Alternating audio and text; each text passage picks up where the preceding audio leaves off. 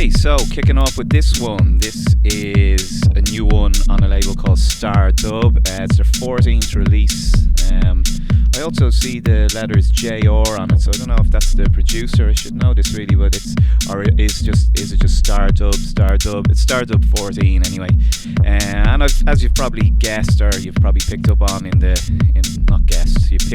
some of the recent shows or some of the previous episodes of this. I really like these kind of records.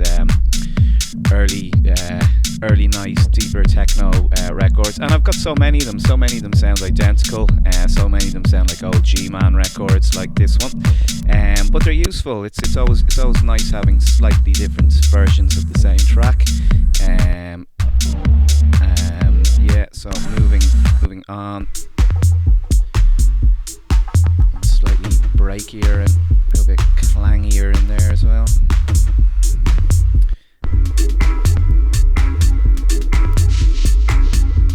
Some nice dub techno there. Moving on to the flip.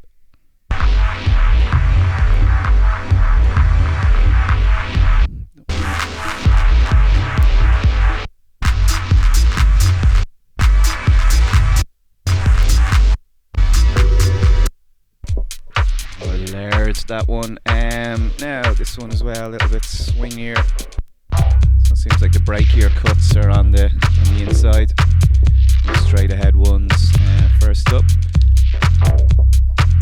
Yeah, so this is Star Dub. So it's no major surprises, but like I said, I think maybe the inside cuts are slightly more interesting. They seem to develop and do a little bit more, have a little bit more of a swing to them. But this is just a fairly solid label.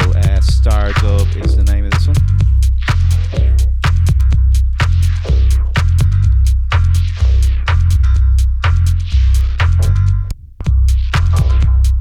Okay, so that's Star Dub. You know the deal there.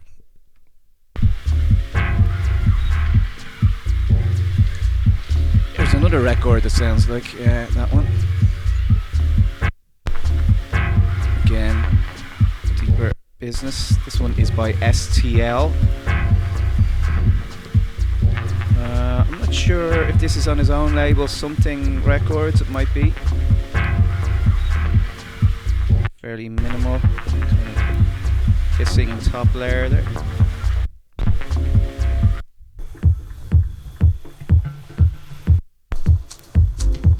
Again, some of these ultra Baer records, they sound kind of simple just listening to them now, but they do really come alive over a system. I always like stocking up on these kind of records, even if I don't play them immediately. I'll get good use for them for certain types of sets in the future. Now, yeah, the Untold Stories is the name of this record, and yeah, what label is it on? unlimited.org. I don't know what that's about. Hang on a sec, sorry, I know this is a bit annoying. The Untold Stories, is that the name of the label? I think it is.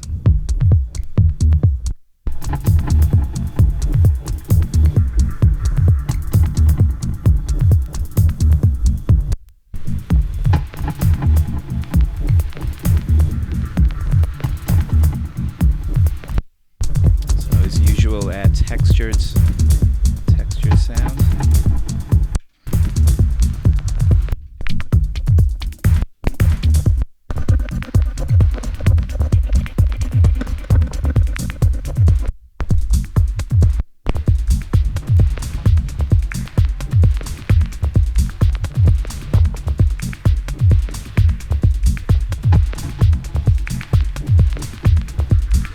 So that one is by STL. Gotta say, maybe not the most remarkable one by him, but still fairly solid depending how much of his material you already own. This one is by Mr. G, ex-member of the Advent, aka Colin McBean.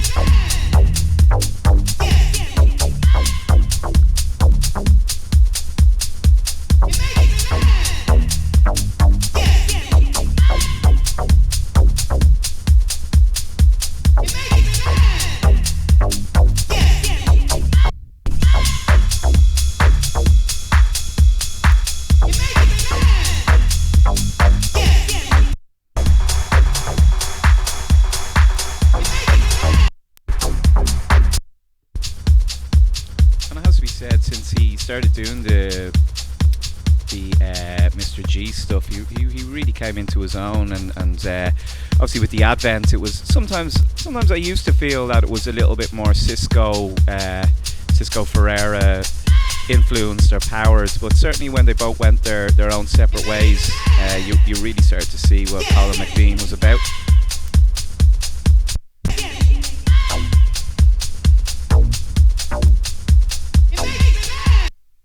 So same vocal sample on that, flipping over. I just can't stop the love.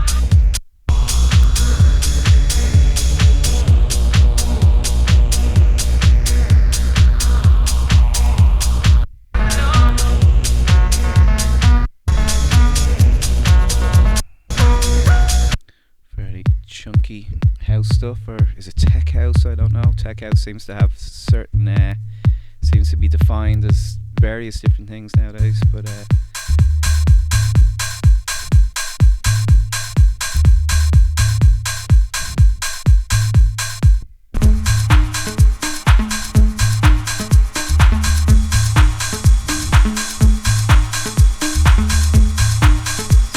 Advent style ride cymbals there actually.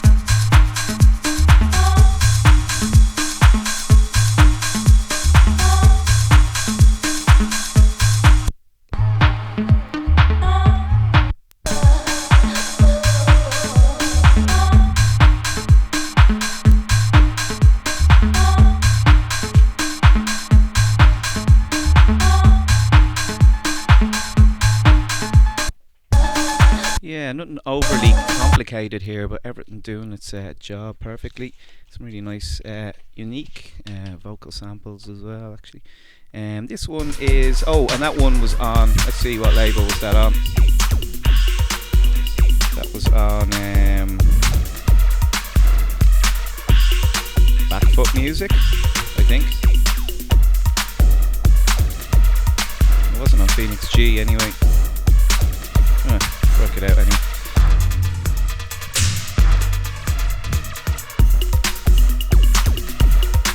Now this is Frankie Bones, and it's Bones Breaks volume 16.2. Obviously there was lots of Bones Breaks records out in the past.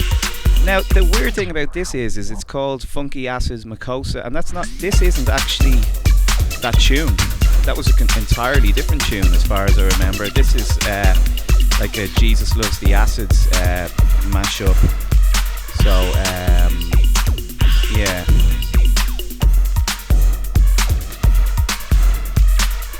Which I'm reliably informed samples Electric Kingdom. Thank you, Tim. This is the one I've been playing off at the most, actually. But again, like I said, this doesn't correspond with the original tune. The original, I remember, was one that, as far as I remember, sampled New Order, Confusion, and this obviously doesn't. So yeah, not sure about that.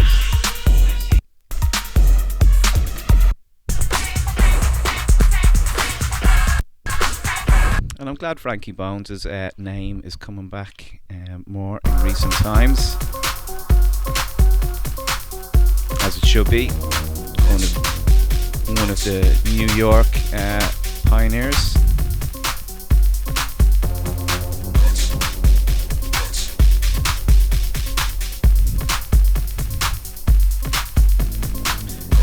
If you're playing house or techno or electro, you should always have a Frankie Bones record or two knocking around. Shouldn't be one too far from you when you're playing.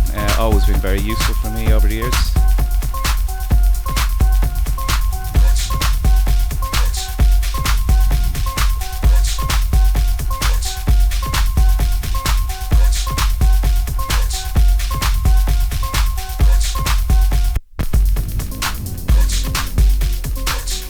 Even though he worked a lot with samples and was something of a magpie, I guess, he did obviously made it into his own style. But there's lots of one-off tunes as well. Like, you know, there's some stuff he did which is almost like proto dubstep or grime before those genres even came along. But if you go back through his discography, there's lots of interesting concoctions, or yeah, like I said, almost like prototypes of what was to come.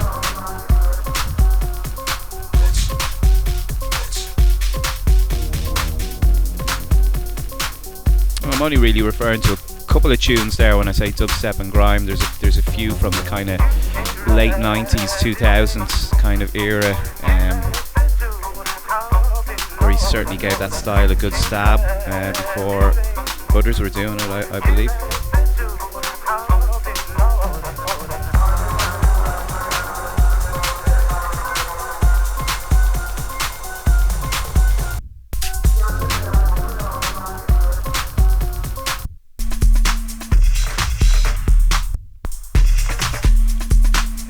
There was another one of these that came out, I think, at the same time, but I just missed it, unfortunately. This one now is one on the 29th November films on their label.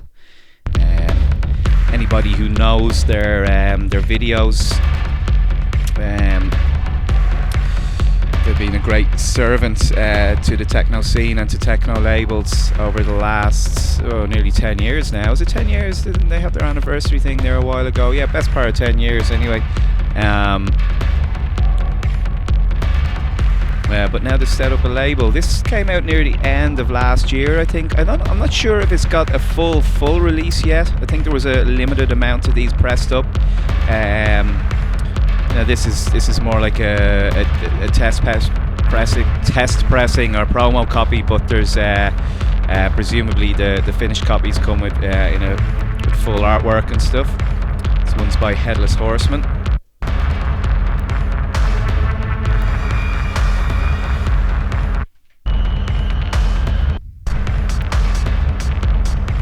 Fairly intense one there. Very much about the bass, not loads of hi-hats or anything like that in it, but it does executes that one really well. And this one is by 3.14, Greek producer.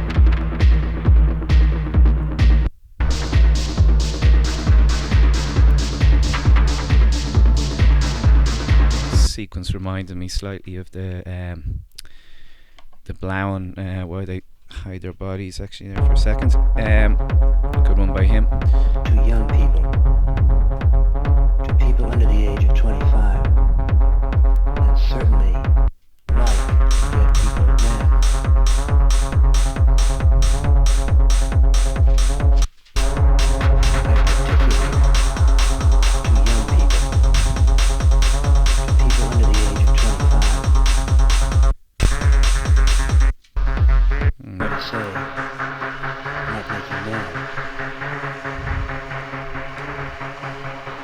Sounds a little bit like Timothy Leary there again, who has actually been sampled and some other tracks that we played on this show before too. To young people, to people under the age of yeah, well executed by him. Builds up nicely that actually. This one's by Charlton.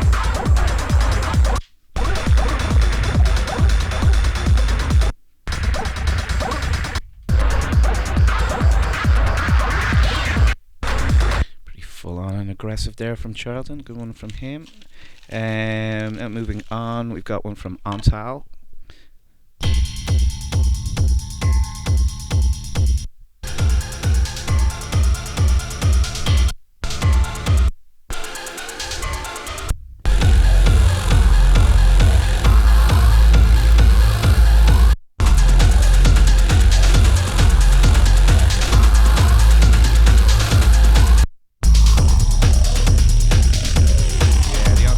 Is getting better and better all the time, and they were always good, but the production getting even crisper and fatter.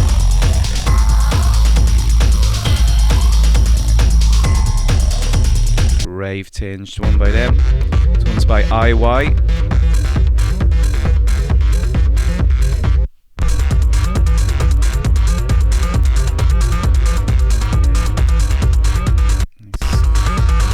Spaced out, vaguely acidy lead there.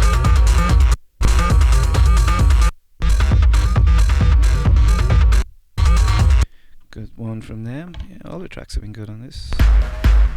This is by Max Durante. Durante, sorry. Who knows? My pronunciation isn't always the best, but yeah, Max Durante, one of the Rome legends, techno legends. He's been around since the beginning of the 90s, maybe even going further back. But he's doing a lot of great techno at the moment.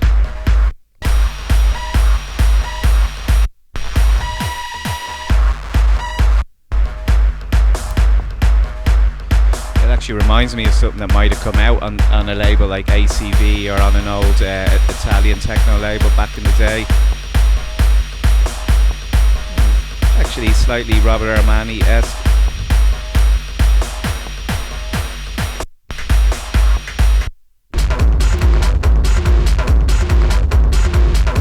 The unmistakable sound of Paul Birken.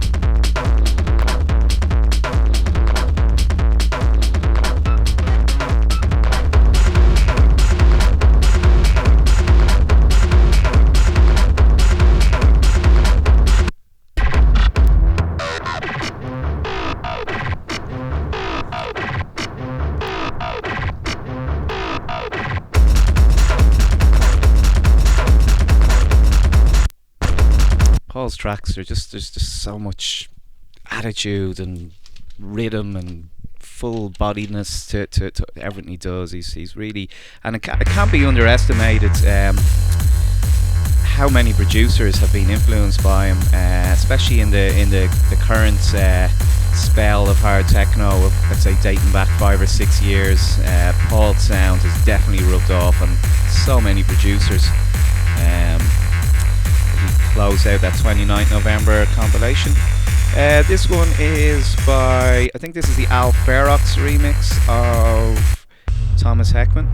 It's on AFU Limited. If I go onto the flip, I'll see everyone. I think this one's Paul Birken actually. Let me check.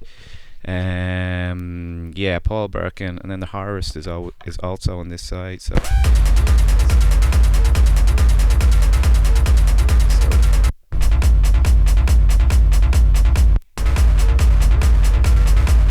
Slightly more stripped back for Paul actually.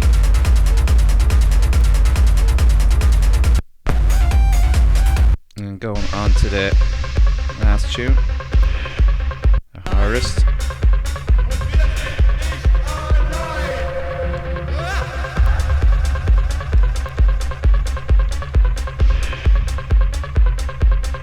Yeah, that's a good combo, Oliver Chesler and Thomas Heckman.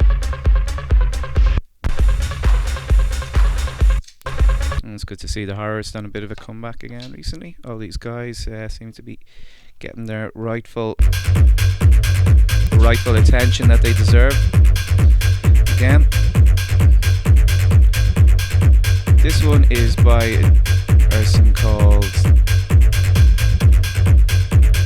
Raphael Dingsoy.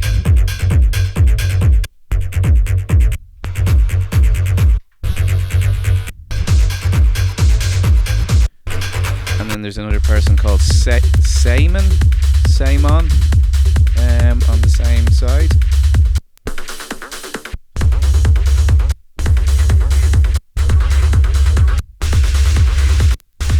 Slightly different type of interpretation. This one is on Voitax, and it's not in its original cover, but I think I played it a bit, and I don't know, sometimes covers kind of I don't know, they disappear and they get put back in another one, and then I don't know, then they're back out of their cover again, and then I don't know, it's another one now. This one is by I Hate Models, and it's on Voitax.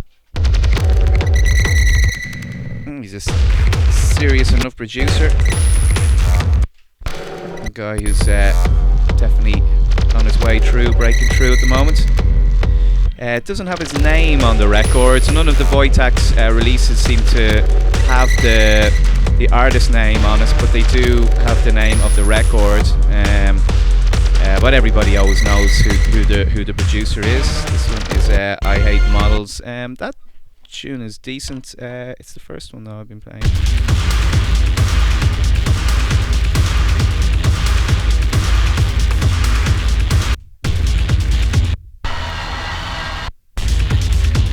Yeah, I think that one's a bit more swarming and nastier. That's what I like.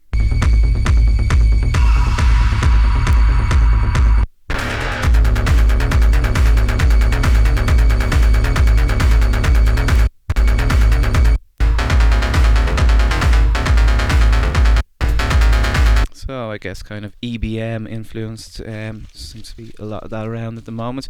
This one is by Freddie Fresh, and thanks a lot for sending me this, Freddie. This is under his modulator alias at least.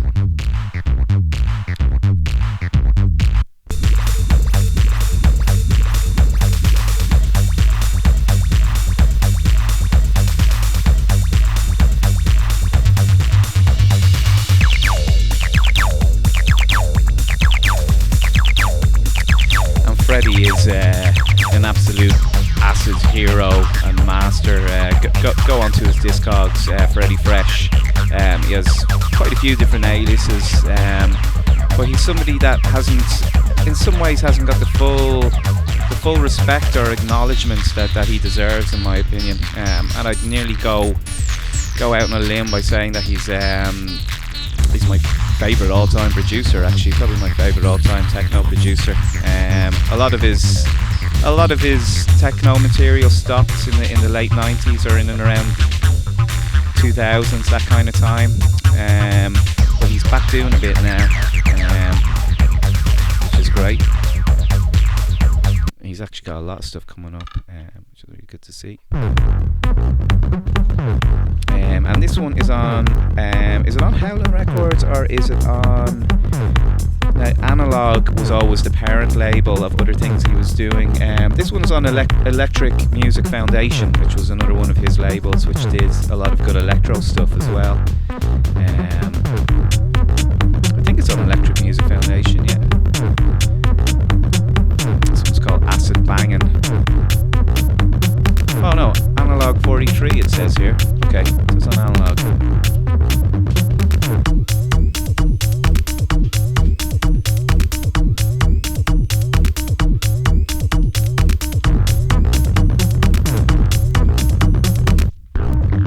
Yeah, great to see Freddie back. And actually I've got another one by him to play in a little while. This, actually, interestingly enough, is not a new record, but big shout to Jason who sent this to me. Here he's going under the name of BPMF, which is his main alias, but he was also 1/3 of Prototype 909, the legendary New York trio that included Taylor Dupree and Dietrich Schoeman, I believe. But this one, funny enough, was on Electric Music Foundation from 1996. Now, and I'd say if I didn't give the date or say when it was made, anyone could easily think it was made now. But yeah, this was on Freddie's label actually. But the reason I'm playing it is because Jason very kindly sent me a bunch of old records and some of the Serotonin label as well, which he's in the process of relaunching now. Serotonin, some of you might remember it. It was co-run by John Selway as well, but I think Jason might be running it on his own now too, or might be just doing it on his own yet. So moving to the inside.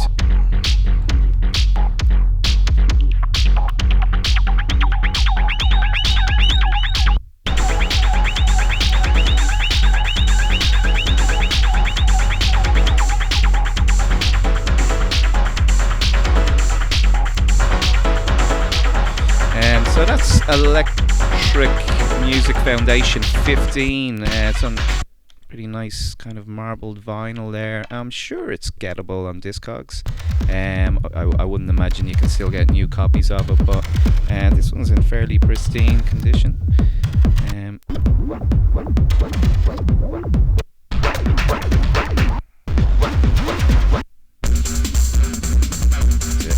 Hazier acid electro thing. pretty manic. Now, moving on. Let's see. Here is one on Analogue.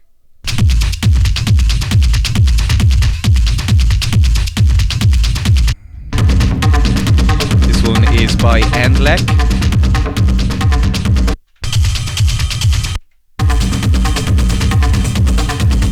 Analogue, of course, are the Athens-based crew, label and club night.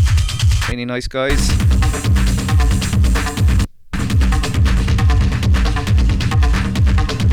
This is the third release. First one was by Birds of Frequency, and the second one was by Octave. I remember. That one's totally like the old Slovak sound.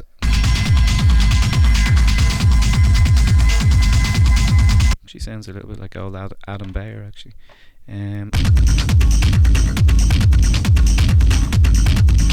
Yeah, but Endlec is definitely one of the finest exponents of that sound now. That one's on Analogue, check it out. Yeah, here's one by Peter Mannerfelt. And this one is on Hinge Finger.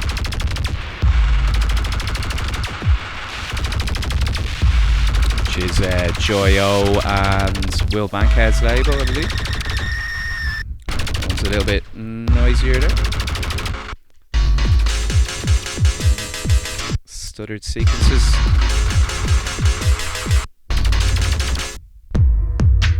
Yeah, never mind that one though. I think it's all about this tune from me.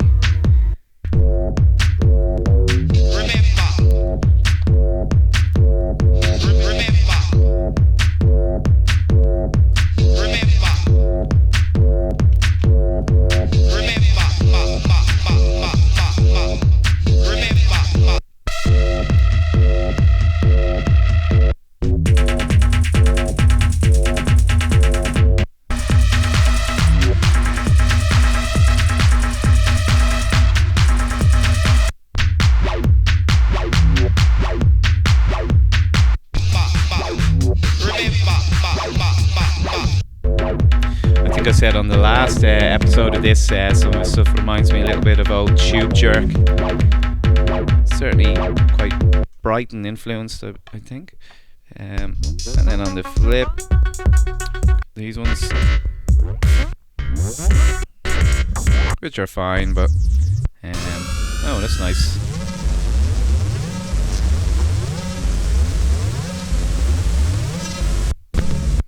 Nice intro material there, actually. Yeah, so that's Peter Mannerfelt on Hinge Finger. Let's go to Markus Suckut now. This one is on his own label, Exile. And Markus has been, he's built up a really big discography in the last number of years. All very solid, club-friendly DJ Tool type of stuff. This one's a bit more acidy.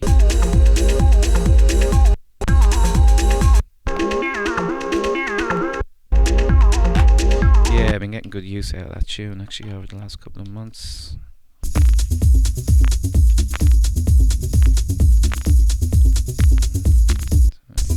Crackling a little bit there.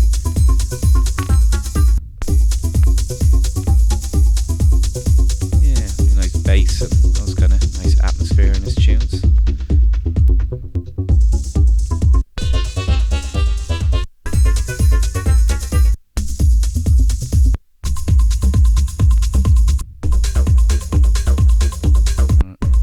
Acidy again.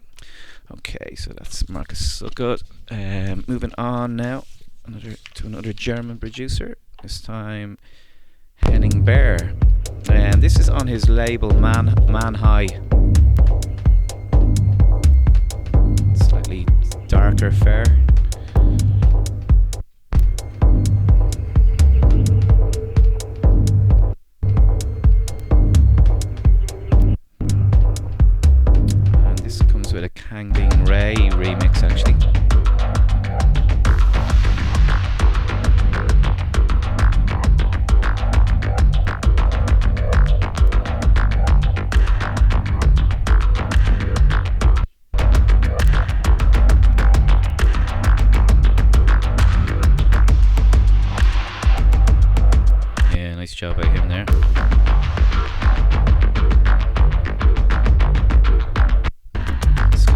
skipping rhythm on that one. But all the originals by Henning are really solid as well. This one is called Canadian Suit.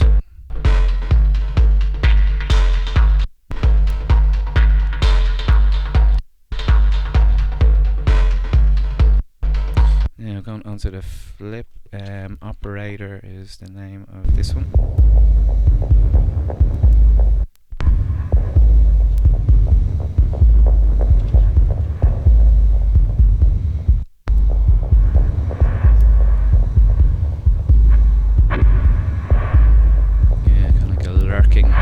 Dark groove. Again, something that I'd kind of imagine more as a set opener, playing very early, right at the beginning of a set. As drop something a little bit busier on top. And moving on, this one is Pittsburgh Left.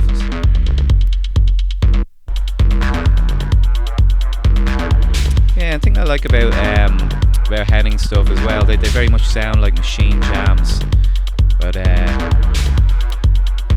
production's always really solid on them as well. Some hardware jams can suffer from sounding quite rough, but Henning's always kind of seem to capture a little bit of both. They sound well produced and well pronounced, but they also sound like machine jams.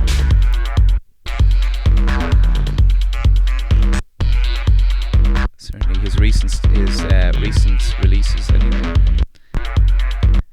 So that one is by Henning Baer. That's on his own label. Watch out for that. And very nicely packaged as well. I like the sleeves on those. Now, next one is by Juxtaposition, which is Marcus Hawks, aka Mark Hawkins. It's kind of funny with some guys like Mark is like they might have been using an alias, and at certain times I know that the alias is kind of out there, or that people they've announced that what their real name is now and all this kind of thing. But I'm saying, oh right, can I say that it's Mark Hawkins or not? I'm kind of wondering, right, is Juxtaposition, is that a secret alias? I don't think it is actually, but yeah, this is Marcus Hawks, aka Mark Hawkins, aka Juxtaposition. Mark has a really long career of making techno, going back to probably into the late 90s, I'd say.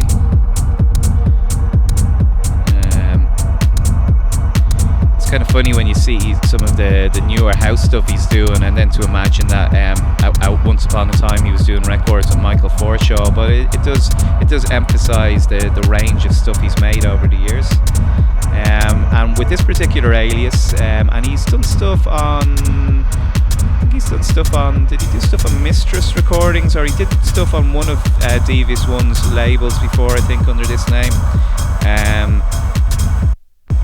This particular alias seems to be for his more current, I suppose, for want of a better term, Berlin sounding techno.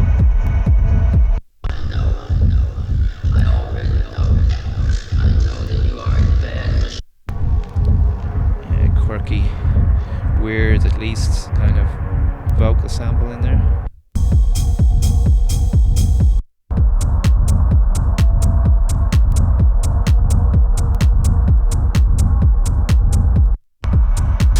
Yeah, definitely on the atmospheric side, but certainly quite hard hitting too.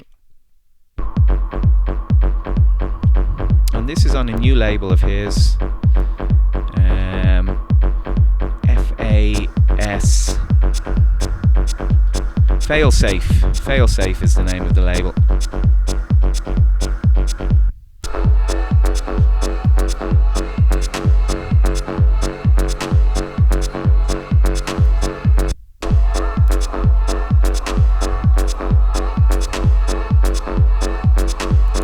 Sound like echoed vocal samples on top, but take those away and it actually reminds me a little bit of the old Fred material on Missile, actually. It's a kind of slightly pulsing acid.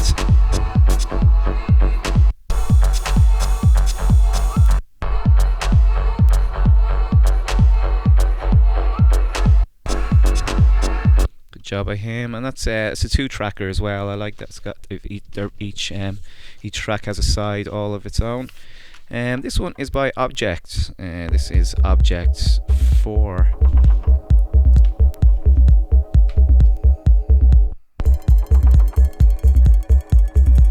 There's a lot of detail and a lot of attention to detail on his records. There's certainly not machine jams anyway that are a lot of these are definitely laboured over for quite a long time. It is part of I've read an interview or two with him before where he talks about production and talks about the process, and it certainly sounds like he spends a lot of time making tracks, and you can really hear it. There's a lot of detail, a lot of very subtle, almost hidden bits that creep in and creep out, and each listen can sometimes sound slightly different.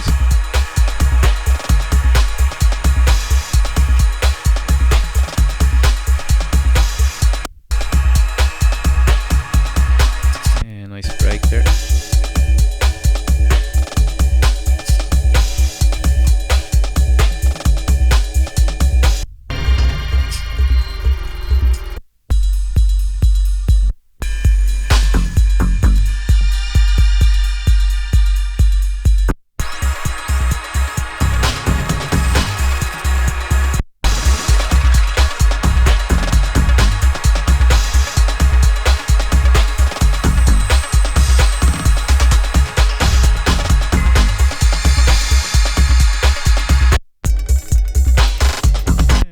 Ideas on it for sure.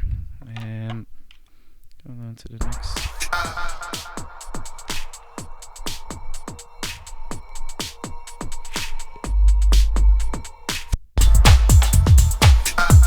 It's a little bit chunkier. Dare I say a little bit clubbier actually as well.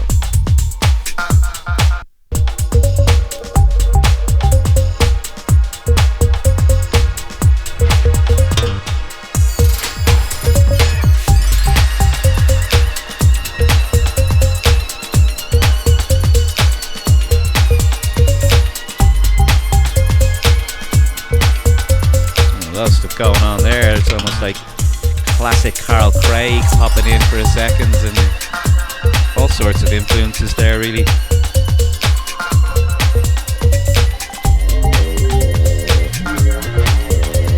Yeah, well you can hear it there, a lot going on.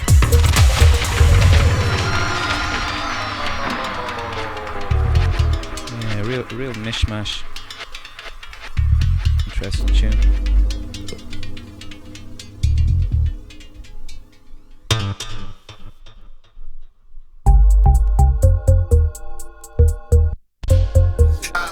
Bit of a lull here.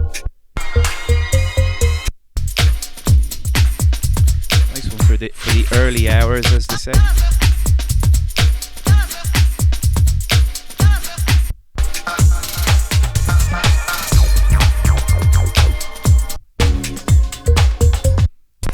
Yeah, impressive one by Objekt, and like I said, each time you hear his tracks, they can sometimes sound slightly different. There's a lot going on. This one is on All City. It's by New Jackson. Isn't it?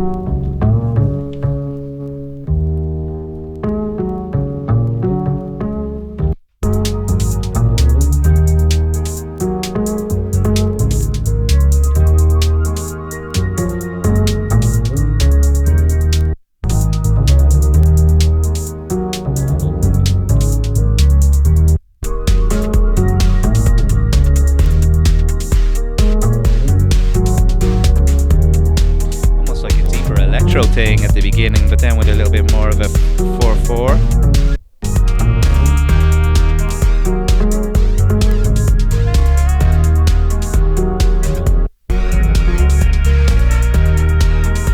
Here's an album coming soon on All City as well, I believe.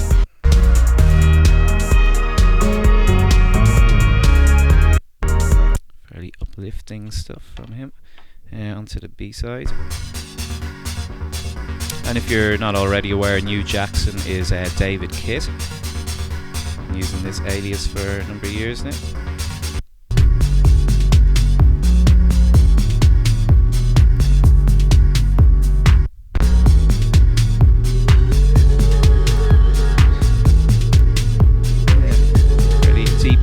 clear, like in the vocals there as well. Yeah, different actually to what I've heard from him so far.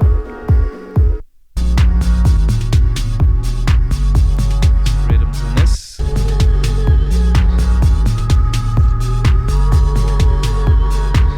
And going on to the inside.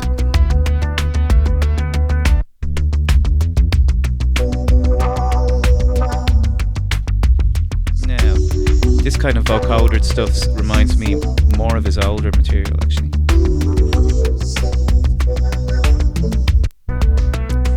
More slow-mo styled. Yeah. And kind of what a B2 should be as well, a little bit of a curveball there.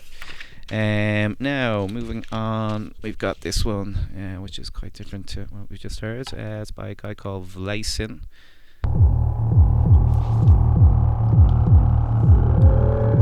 And it's on Omen Recordings, who are an American label. I'm not sure if they're from New York. They're American anyway, or are they Los Angeles? I can't remember. I don't know why I even know that they're American, but I do.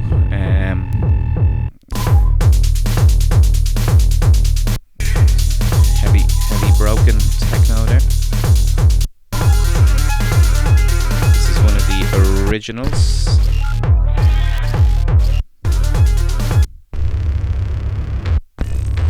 Now, on the other side, there's an Akan remix.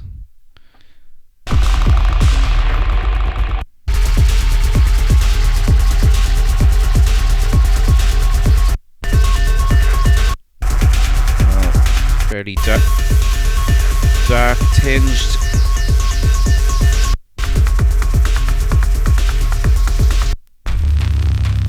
And then this is the Ayarkana remix, I believe. Yeah.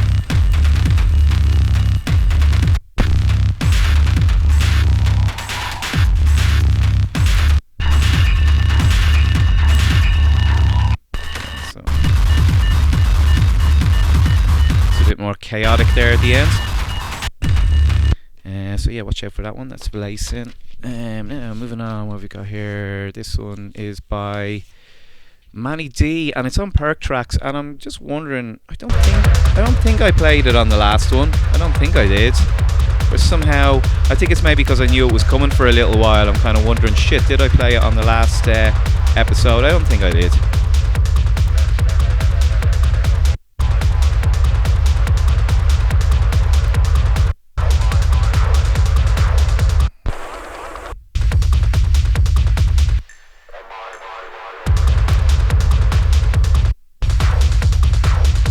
Manny's stuff, it's definitely some of the tracks have got a lot more straight ahead, but he's doing that style really well. Actually, it's kind of hard to put a little bit of a identity on the real straight ahead heavy techno sound, but yeah, Manny seems to have a way of doing it actually.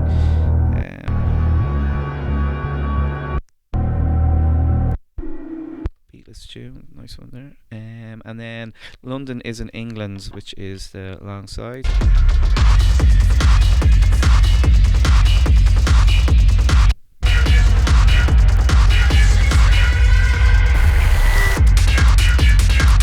Which features a girl called Juxta, I think is how I say her name.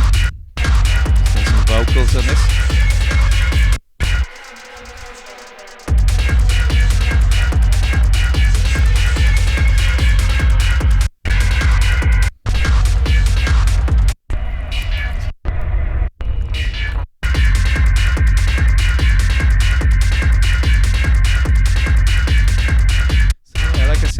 Some of Manny's stuff, it has got a bit more straight ahead, but he's making it work. Now let's see what have we got next. Let's go to DJ Bone actually, and this is DJ Bone's new album in fact, and Don't Be Afraid.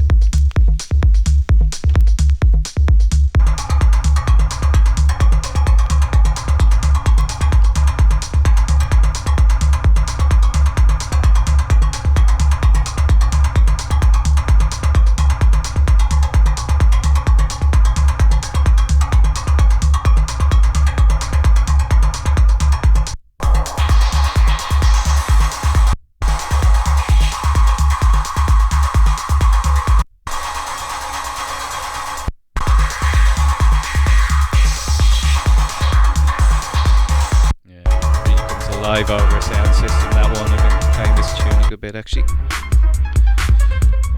So a little electro cut following it there. Now onto the flip, and this is a 3 vinyl. Yeah, there's 3 of them I think, yeah.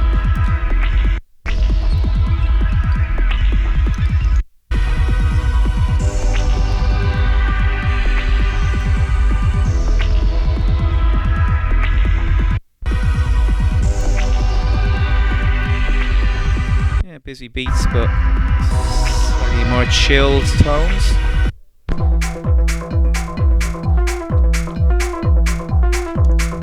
To the dance floor.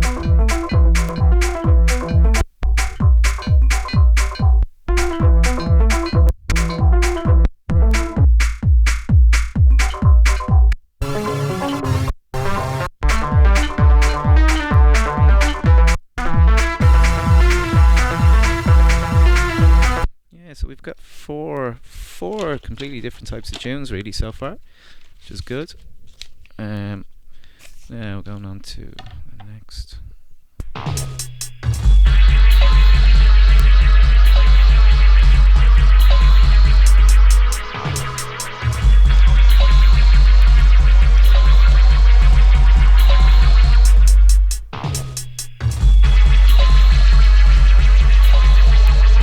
In a weird kind of way, I can almost hear Star Dancer in there, but it's obviously not. But certainly hear a bit of a Detroit edge to these, as you might expect. Yeah, Bone definitely, although famed as a DJ, his production output is been pretty impeccable.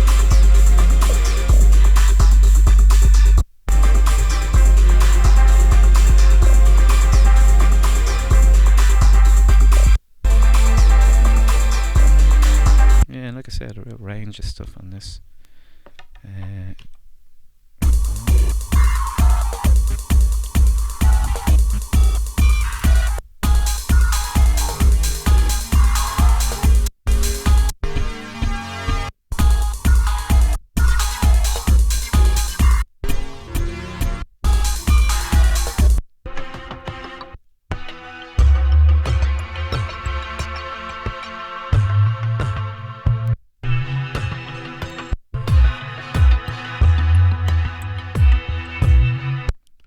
Tempo offering there, and then finally got one more by him. No, we've already played that one. We've played that. Yeah, here we go, one more.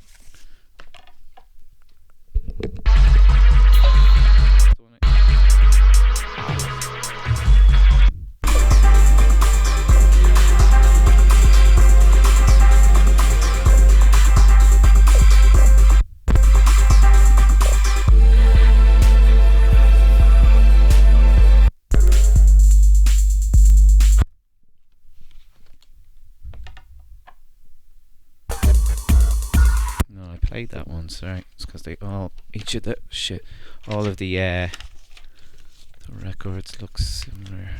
So yeah, this is the one I didn't play.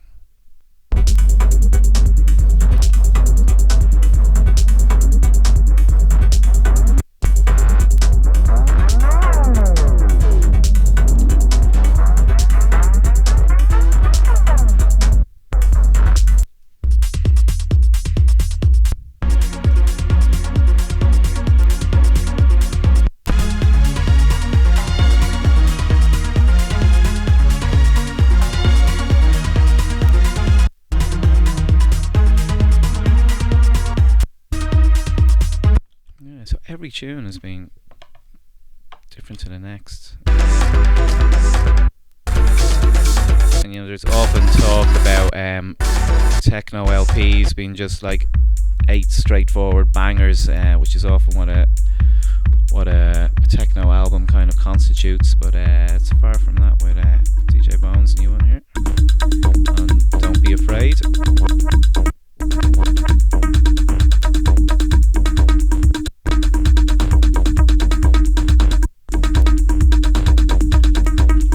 Bit of shuffle to close off this one. This is actually the second of the 3 records, so the last one I played was the last of the 3. for that. That's DJ Bone. Actually, does he do it under another name? He does that under the name Differ-Ent, aka DJ Bone. Yeah, watch out for that. Now what have we got? One by Carrie Leckerbush here, actually. Nice vinyl.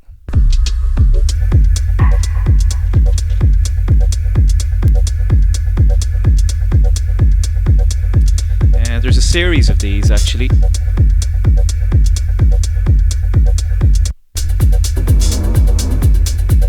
Fairly DJ Tool based stuff.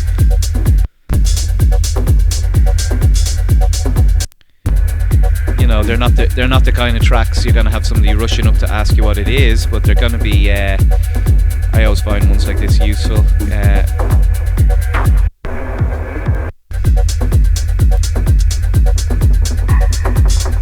Yeah, he's done a bunch of these. I don't know how many he's done, but he's done, and they've all been on coloured vinyl as well. And it's good to see people like Carrie coming back to putting out more proper, for want of a better term, techno sounding stuff.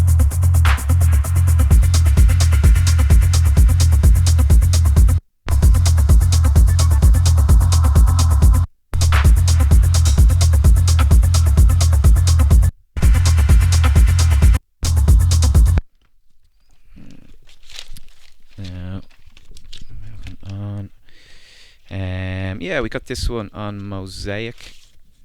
This is by Andre Kronert, if I'm saying his name correctly.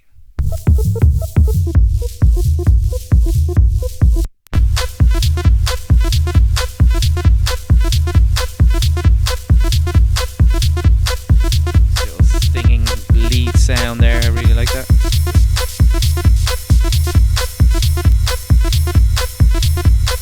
Kind of from the Dan Bell school of minimal techno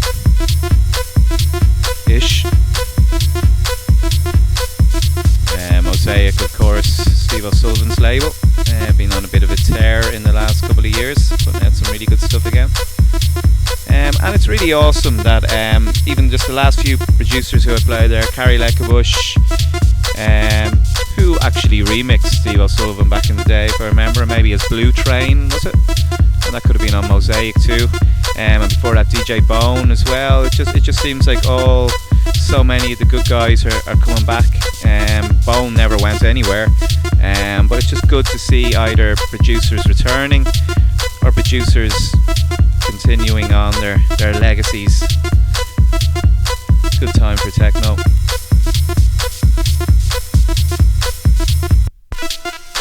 Now, yeah, my only reservation about this tune is I think the break seems to last for a hell of a long time.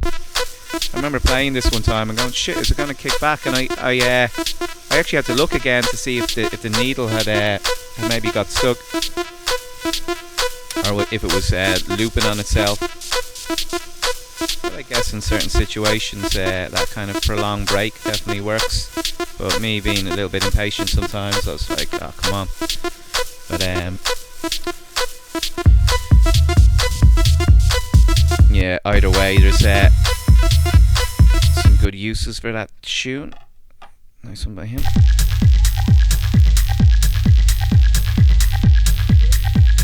And this track is actually called a track called Jinx. I like that name. A little bit heavier, actually. Oh no, the other tune was called a track called Jinx. This one is called The Bottom Line. And then to a dubbier one then. It's called Pressure Dub. Yeah, so nice one by Andre Kronert.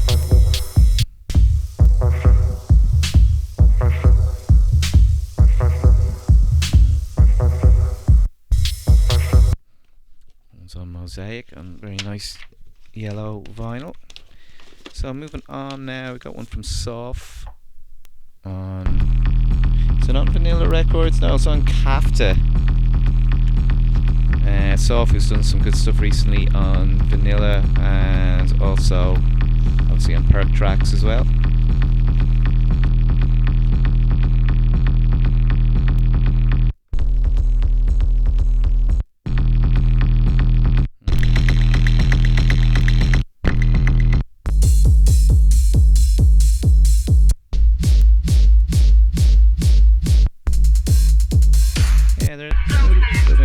DJ tools.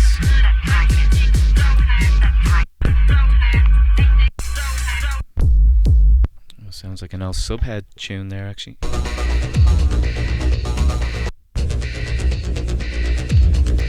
EBM influence, this one.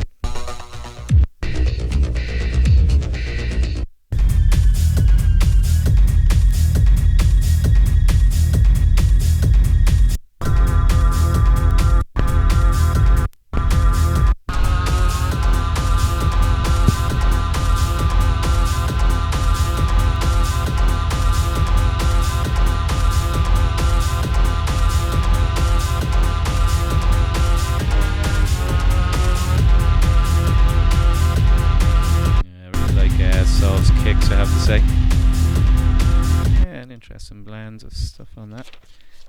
Slightly kind of more lo-fi-ish.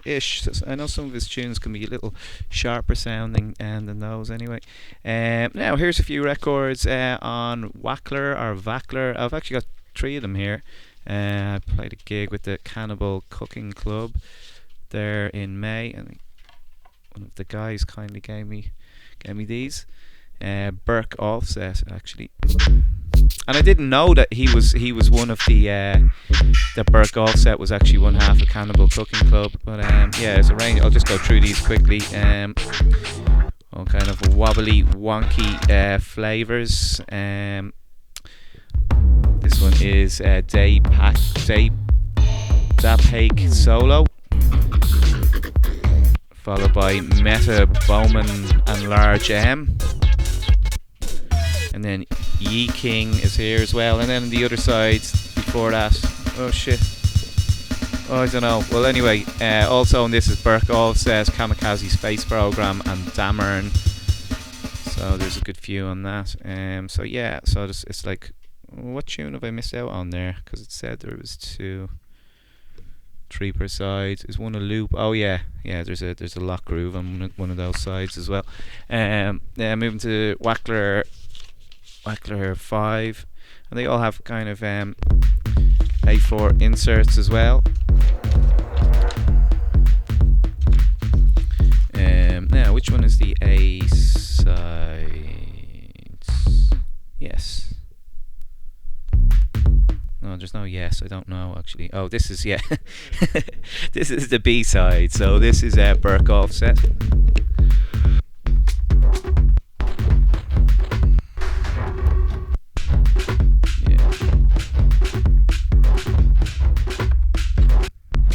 Rubbery groove, as seems to be the trademark of this label actually. This one is by Syntax Error. Christian, I think, who runs Snork Enterprises.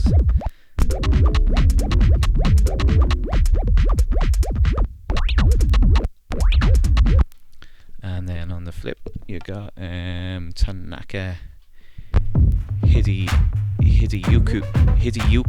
That's a great name, Hideyukai. Dance kind of stuff there. And then moving on, you got DJ Tag.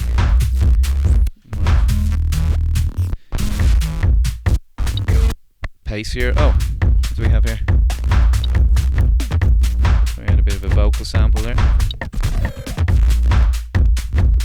There's a definite aesthetic to most of these tunes. Some of them do seem fairly bare actually, but kind of ones that do come alive a lot on a sound system. Actually, Cannibal Cooking Club's live set was brilliant that night. Really, really good. It's good to see them back being active. I guess maybe they never went away, but they certainly had less releases out for a while.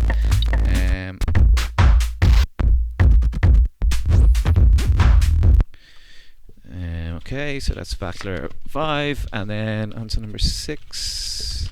I don't know where the insert is from that one. Now, hang on, let me get this right. This is the B side, so this is Mask On, one half of Juliet. And then that's followed by a Juliet track, which is called Spain. And And then after that then is Quadja S. Breaky. Fairly rugged, robust.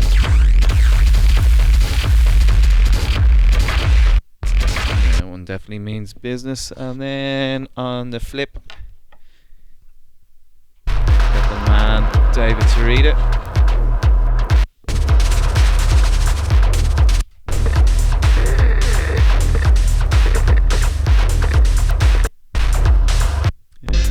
Followed by Error and Dr. Schnackets.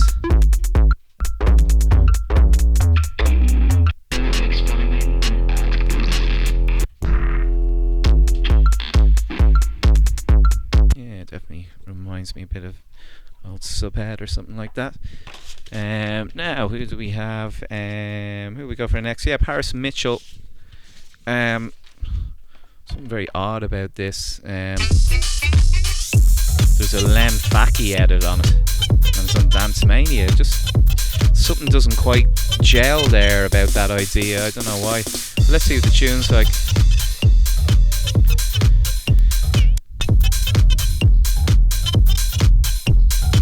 Bad. It's an edit though, so I don't know.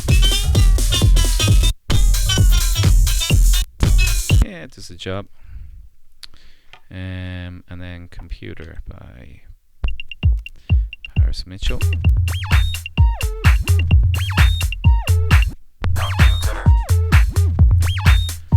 Classic Dance Mania gear here. Paris Mitchell's probably one of the more underappreciated or less mentioned of that crew, but he's certainly done some nice stuff. Okay, so that's yeah, that one's on the newly revamped or relaunched or recently released Dance Mania. This one is on Acid Avengers, French label, who are doing good stuff. Now this side is by V3.378.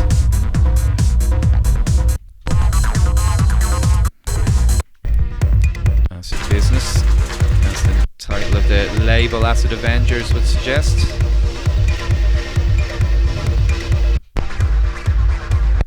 Like old school sort of acid there.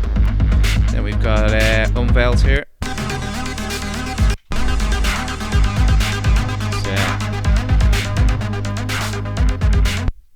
Deeper acid electro. We got this little sort of interludes, but it's this one I think I've been going for.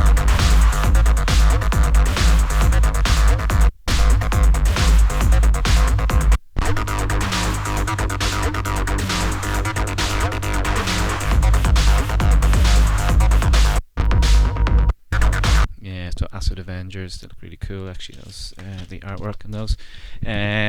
Now moving on, Decon Recon number 2. This is from Paula Temple and a few others. SOS Gunver Ryberg, Aisha Devi, and Rose as well. And I think the thing about certainly with the first release as well, it was a collaborative EP, and it had the names of all the artists, but it didn't make it entirely clear which track, who each track was by. I think it's that they make a number of samples, or they make a sample bank, and then they make the tracks between them or something, but it's not entirely clear exactly who contributed or collaborated on each track, other than the fact that these 4 producers are on the record. So it's an interesting concept. And this is just the second one so far. The first one was brilliant actually. Yeah, good cross range of stuff already.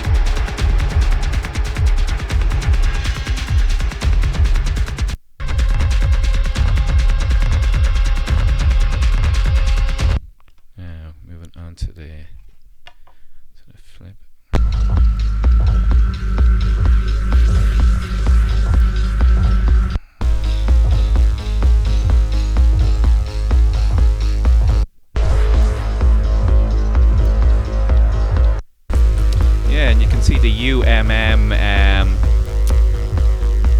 Slipmatt in all its glory there. I can't say that I fully stand behind that Slipmatt, I have to say, but it's a different one, as we have for every episode, and if you look hard enough you might find a good tune on UMM, but you might need to look and search really hard. But anyway, we're all about variety here, and yeah.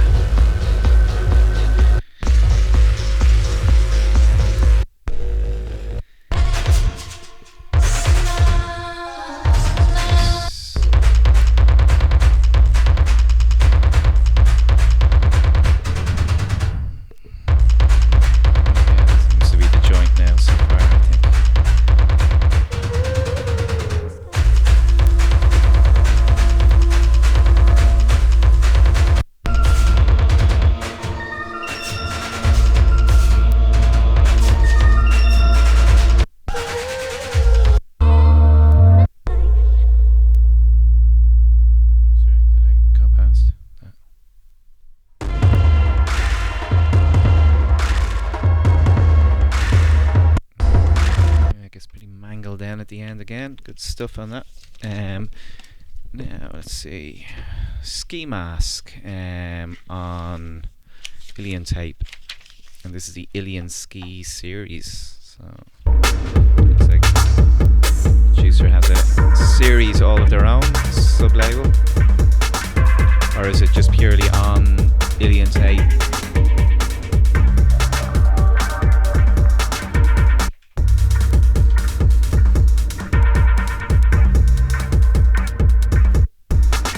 I don't think I played anything on Ilian tape in a couple of episodes. Hell of a lot coming out on through that label. Definitely missed things here and there. Yeah, nice one, definitely for fans of the likes of Shed as well. It's a bit more straight ahead.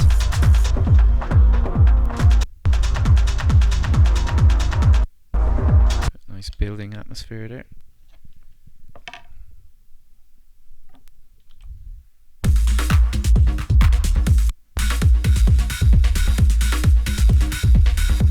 Kind of reminds me of an old Gaytech, like Gaetano Parisio track or something. Well, until that sound came in. Fairly bare but functional kind of stuff.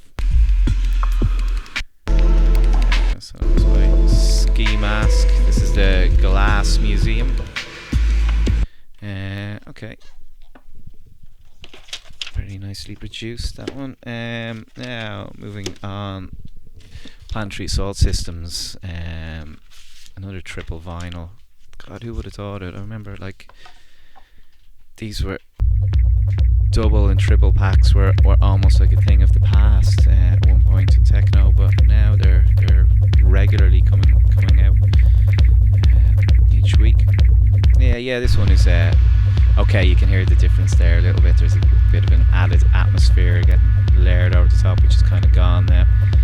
Surface Noise, of course, being an old Planetary Assault Systems cut. It was on Peace Frog. Now re-released live edit.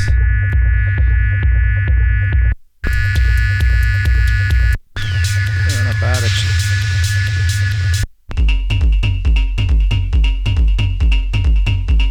It's a psych remix. So it's basically remixes of Planetary Assault Systems gear on Mode Evolver. Going on to the flip, who do we have? We have Marcel Fengler.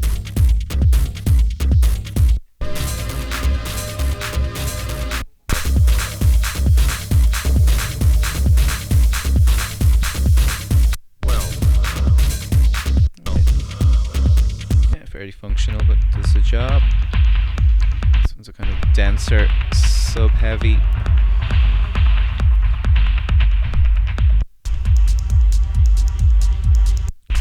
Function cut.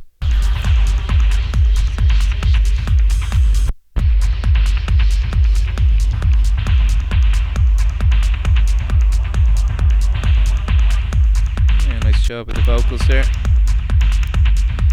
again, all fairly functional stuff so far. Well, I guess that is the style of Mo Devolver for the most part. This one now, Booster. Oh, Octave 1 rework.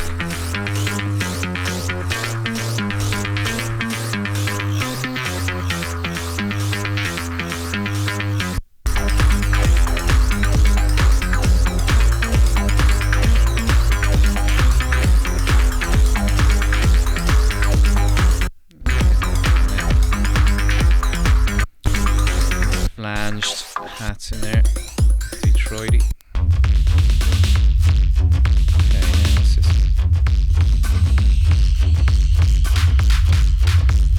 This is the Kamikaze Space Program remix of Function 6, which was from the Coed Warrior series. There was 3 of those actually. Oh yeah. You can actually hear a little bit of the snare from the original there, but he's done a really cool job on this actually. It's probably my favourite remix actually on that so far. Now, yeah, Lucy.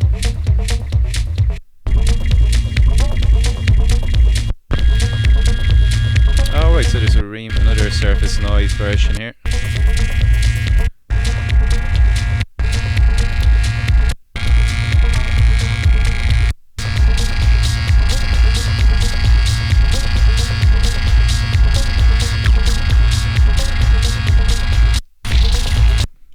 Not bad, one by him. And then moving on,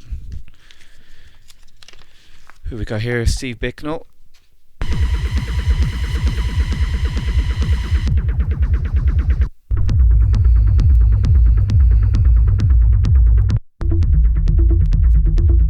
bare this one, but everything kind of dropping in the right place. Raid was a later one by Pantry Salt Systems. Years ago, maybe 5-6 years ago. Or was it more? I don't know, in and around. This is another Pantry Salt Systems live edit of Whistle Viper, and then closing it off, Slam, Temporary Suspension, which is from Pantry Salt Systems albums, can't remember.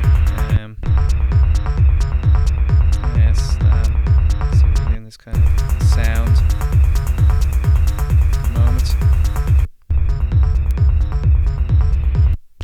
Yeah, this is the job. And then this one is Tap Dance, which is another Pantry Salt Systems edit.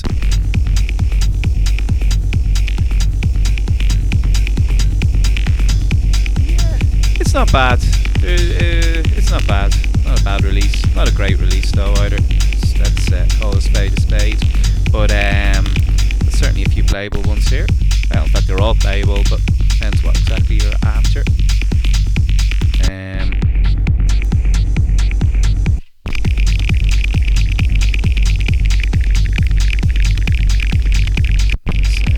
Rattling effective drums there over the top. So yeah, so that's that one. The Light Years Reworks. Is the name of that one. But yeah, certainly the Kamikaze Space Program one there, I think, is my favourite. Now here's a new one on Oscoton by Fidel.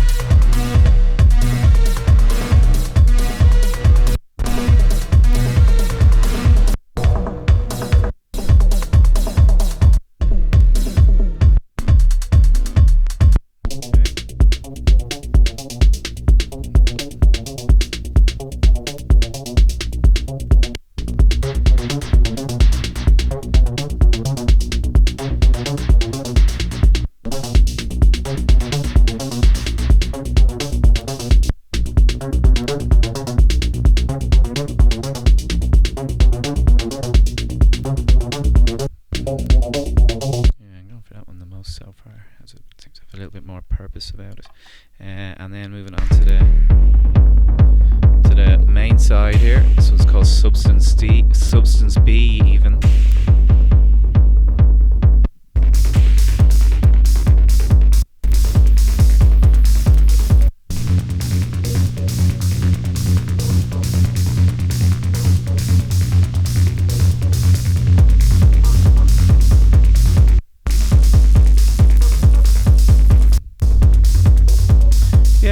This one actually, I don't pick up all the Suckut stuff, some here and there, but this was a recent one that I liked. Sounds very old school.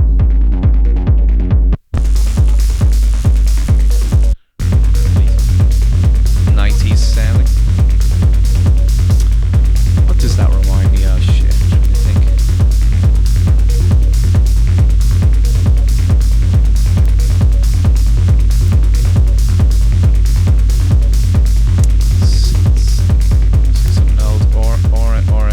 Related, can't think of it right now. Shit, what is it? Anyway, right, so this is one by Tensel, and this is on Kynance Records, and Tensel is one half of Exile actually. He's been doing a lot of stuff in his own right under this, under the Tensel name. This is a remix by Tensel of himself. Hypnotic groove there. So I would have liked those hats to come in a little bit earlier. Oh, did they come in a bit there? Yeah, a bit. Yeah, they come in there. Wouldn't have minded them a bit earlier, but yeah, nice track nonetheless. I'm gonna go to the Mike Parker one for now. Yeah, it's kind of got that Mike Parker sound, doesn't it? Like all of his tracks. But yeah, it's got a good alongside here, so quite it's gonna hit heavy on the sound system. The spaced out sound of Mike Parker.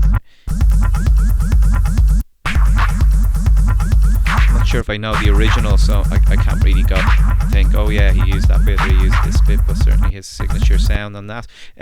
Both of the remixes so far have been good, but the one for me is the Pangea version. One thing I'll say about this though is I did play it out last week, and I noticed there wasn't a hell of a lot of sub actually in there. I don't know if it was just the monitoring or the sound system or something, but it felt like there wasn't a hell of a lot of sub there, and I kind of expected that there might have been for this kind of style. So if you are playing it, just be ready to maybe jam up the bass a little bit more, or do what you have to do to make it work. But certainly for me, this has more rhythmic qualities to it that I quite like.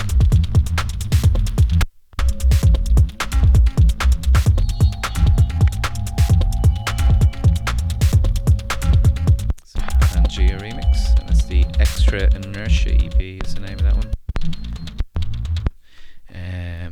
Watch out for that. Next up is one on Suburban Avenue, and thanks to the guys actually for to the asymptote. Jesus, sorry guys, I should have got the pronunciation of the name right.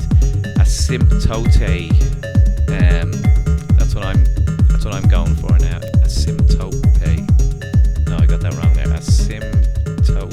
Oh jeez. Anyway, you know what I'm saying. You can read it there. And this is on Suburban Avenue, which is their own label. Now these are this is the original actually, yeah, because there is another one I think I have here that are remixes.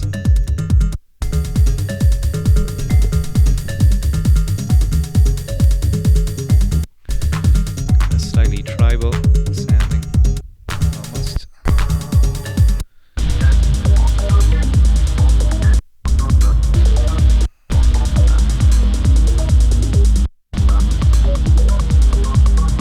Yeah, really nice chaps there. They run a night as well.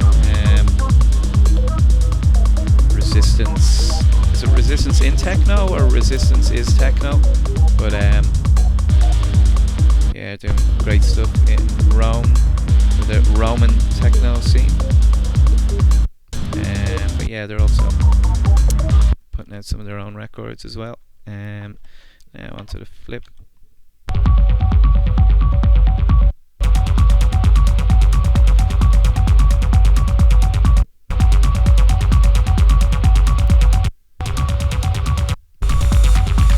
Yeah, good kind of DJ Tool stuff.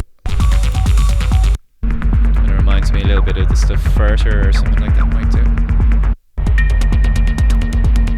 Yeah, it's all kind of like DJ Tool kind of gear.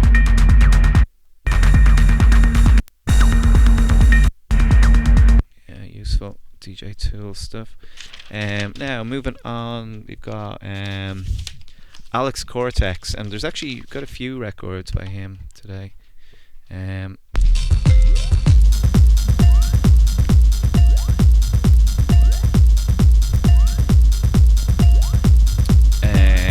this is the fourth and final release on this Bode or Boite, I don't know how to pronounce it, label that Killy Kill are doing.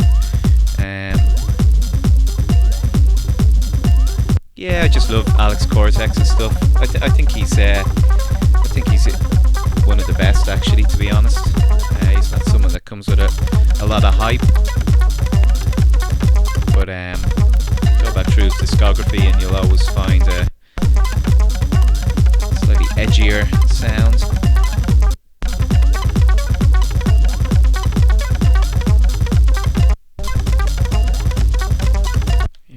Kind of edge to his grooves, I like what he does, and then this and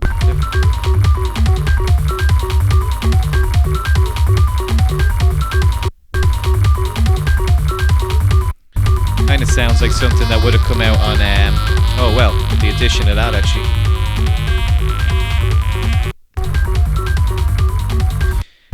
Kind of sounds like something that would have come out on Missile back in the day, maybe. Like an old Chris Sathinger track or something. Yeah, but you know that's going to sound monstrous on a sound system, so watch out for that one, new Alex Cortex. Now we've got one by Stanislav Tolkachev, whose stuff also comes out really good on sound systems. This one is on, I think it's on Weekend Circuit, is it?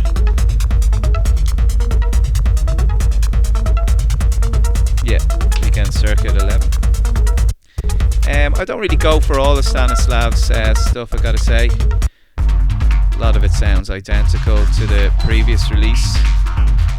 A little bit of a problem sometimes, people putting out too many records, and you kind of then sometimes miss the better ones they put out because you're going, oh shit, I know what that's going to sound like. But in this case, I thought this was one of the better Stanislav ones that I've heard in a while. It's the inside cut here, I think I was going for.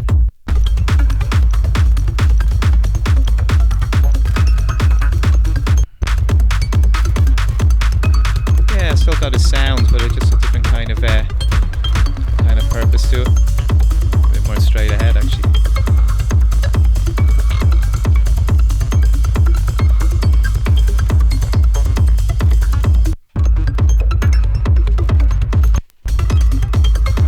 Okay, nice one. That's on Weekend Circuit, as I said, by Stanislav Tolkachev. This one, let me see. Yeah, this one is by Joy Orbison. And this is, what's it on actually?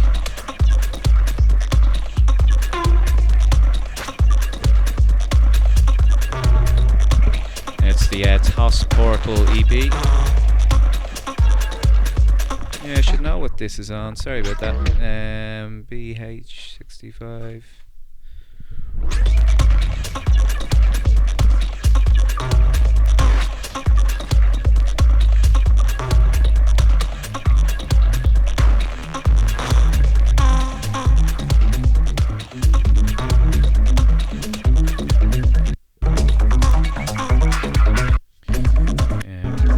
Something nice here.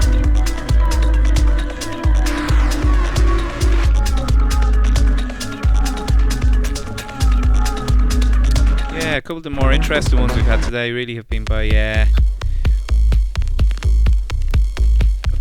English producers, Joy O and Objekt.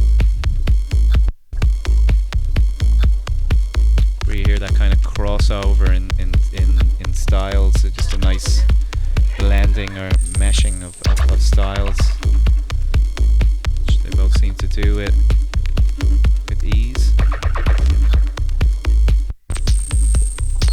Yeah, I like this one.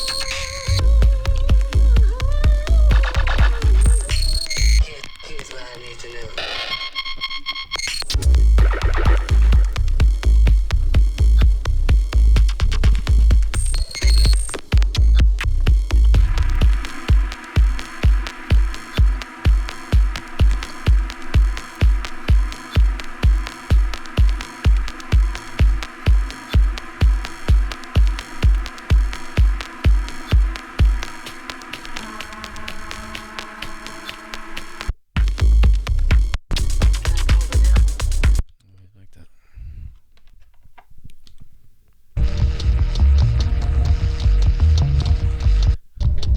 Fine.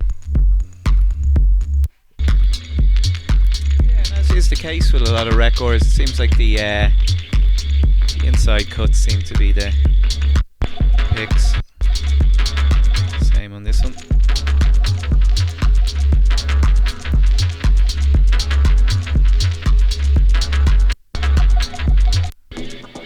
3 O's a little nod to basic channel. Nice one by him. Now moving on. It's Ray Keith's nephew as well, actually. This one is on Janessa Records, and now for the 10th time or something like that, I'm going to try to get Scala Mariah's name right, and I think I got it wrong there again. But thanks Nicola for sending this and the other one over. Actually, very nice of you. This one is by Oleika, I think. I want to get his name right, for fuck's sake, and he told me, and other people have told me, I think. But actually, I asked someone a while ago, how do you pronounce the name? And I think they got it wrong as well. So I'll need to, I don't know, I'll need to find out. I'll need to get onto him, maybe get on a Skype call or something, and let's actually once and for all get his name right. That one's by Yaparigami. I'm sure my pronunciation is, I don't know. This one is by Perk, bit of a belter.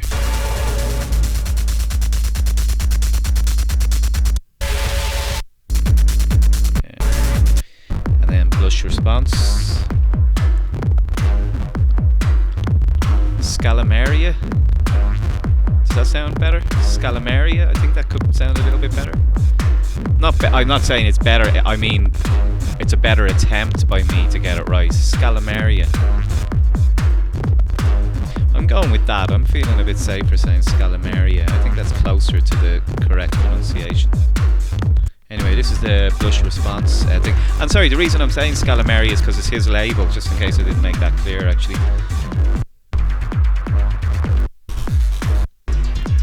So that's a good one. By Blush Response.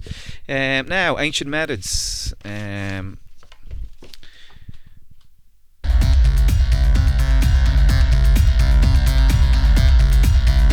This one is on Persephonic Sirens.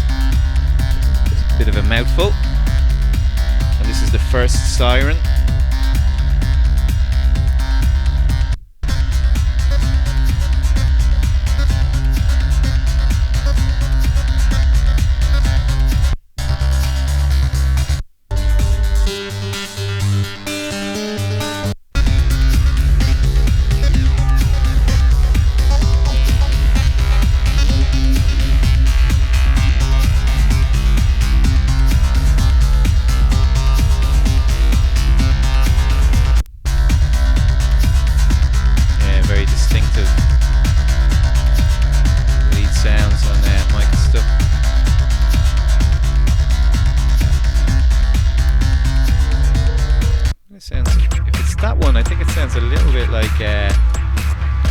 little bit like old KLF actually. But, in a weird way. Yeah, that one's nice. I think it's mostly about this one though. It's called Born of Ashes.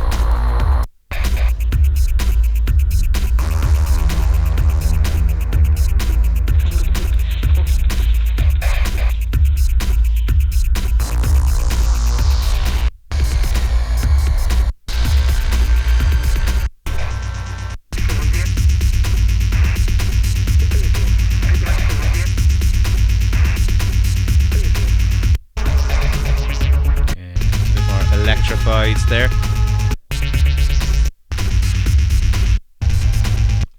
Nice one from Michael there again. HM Methods. Has rarely, yeah, I don't think he has any blemishes on his production output so far. All of his records have been great.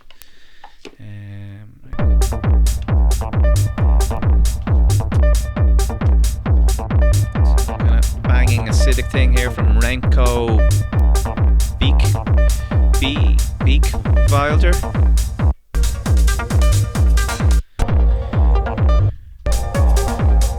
And this one is on Binary Cells.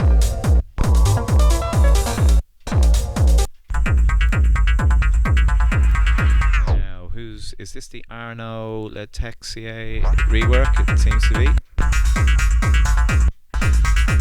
Especially as it sounds quite different to the other track.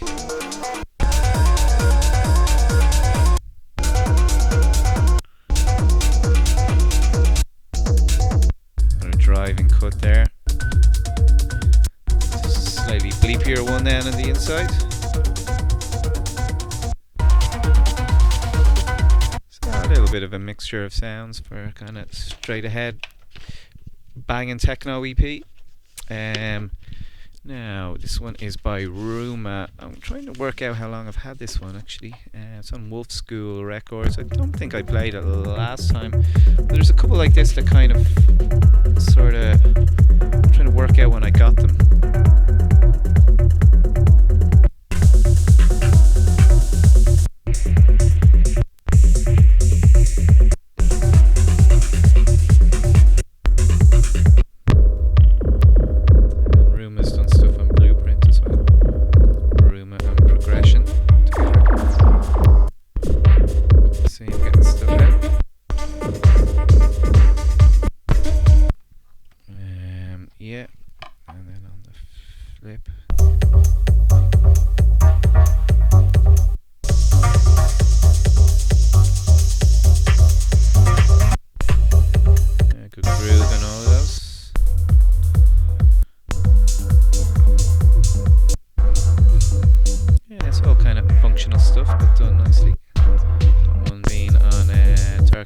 Label.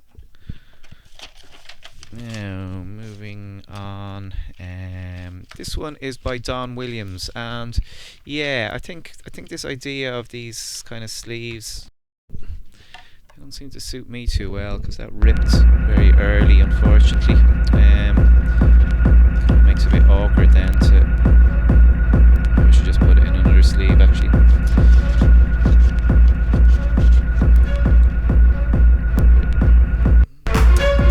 Sounds like an old Mark Broom or Jay Denham kind of thing. But this is Don Williams, and actually, I think this could be an even. I think this is a. That is a Mark Broom remix then after it actually. Yeah. Okay. Yeah. And then on the flip. This, it kind of sounds like an old user track. This was the one that caught me first of all. Followed by Shindo remix. Some of these are old tracks actually. Kind of sounds like the style that D-Tron used to do as well back in the 2000s. So Don Williams, and what label is that on? It says TKM05. So Tokomak. That was it. Was that a Pure Plastic label? Or maybe I'm thinking of something else. Okay. Right, here's one. And it comes with these guys. They're Italian producers. And they kindly brought this record to me to gig in Rome there a week or two ago. But I noticed it also had discs left in it as well. Which is like, I think some tobacco actually. Is it? Yeah, it is. Oh yeah, so they left their tobacco with me by mistake actually while they were giving me a record. But look at the warning on that. It's wretched, that person's throat. So yeah, don't smoke Chesterfield tobacco because that could easily happen to you. Sorry, I don't really want to look at that for too much longer. But anyway, so yeah, guys, if I see you again, I have to give you back your tobacco. And this is on DLBM.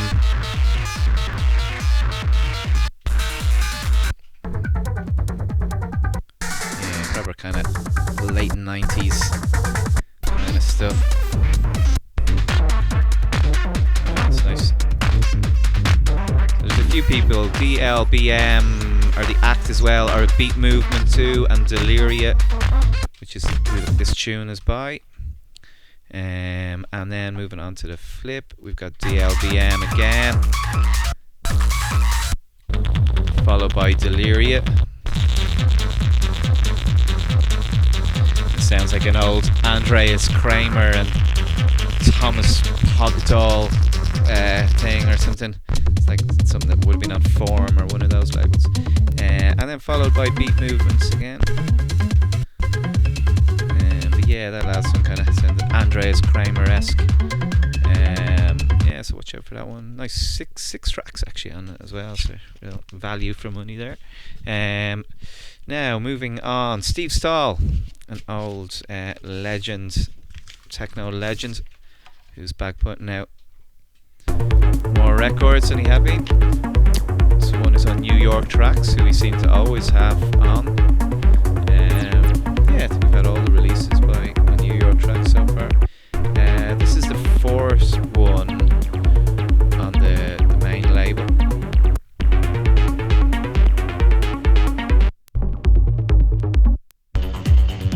Solid minimalist techno. He's always done so well.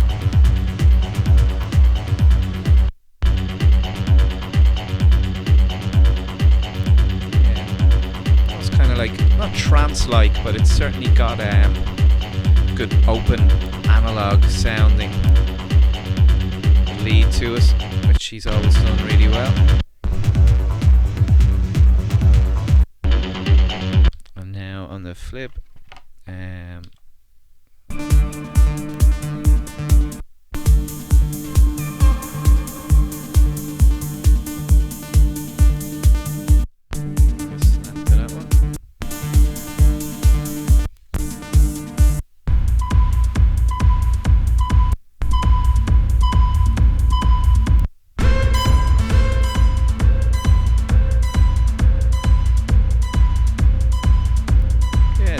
production on that actually, more reverb, it kind of more sounds like it's in the room or something. It's a slightly different style.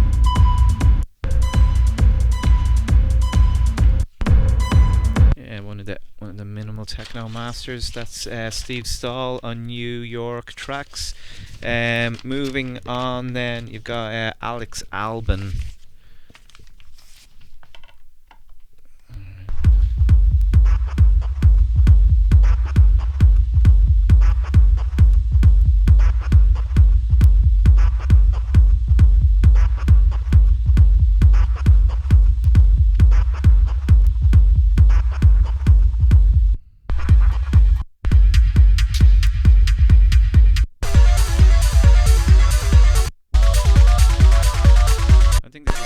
First release as well, and a nice place to start. Good long breakdown there too.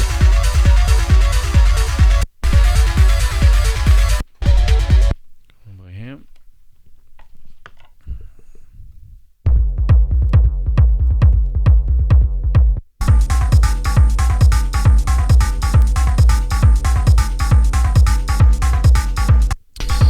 Cole's definitely keeping that rough, minimal New York aesthetic at the label.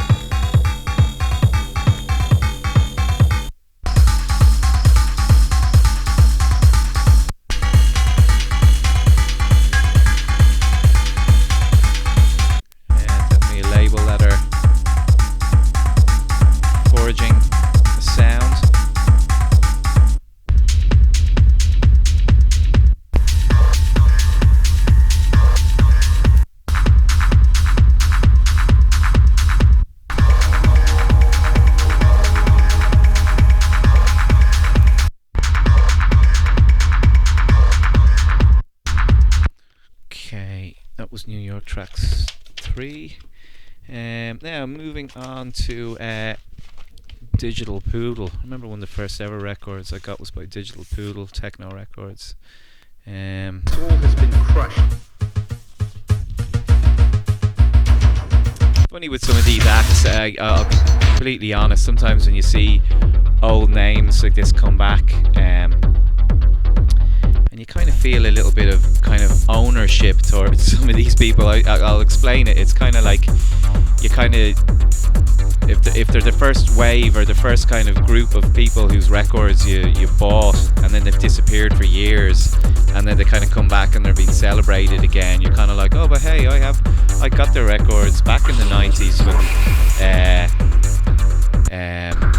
yeah, is this the Adam X thing? But yeah, no, I was really delighted to see the name pop up again, because it was a name I kind of what was the name of their records?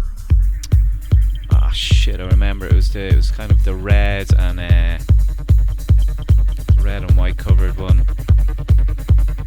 Oh, I should remember it. It had a long version and then it had a kind of a shorter one. But that was such a sick record actually. But Digital Poodle are Canadian. Jesus, what speed are we meant to put this on? This is on Suction actually. What do you reckon? 33? 45? 33?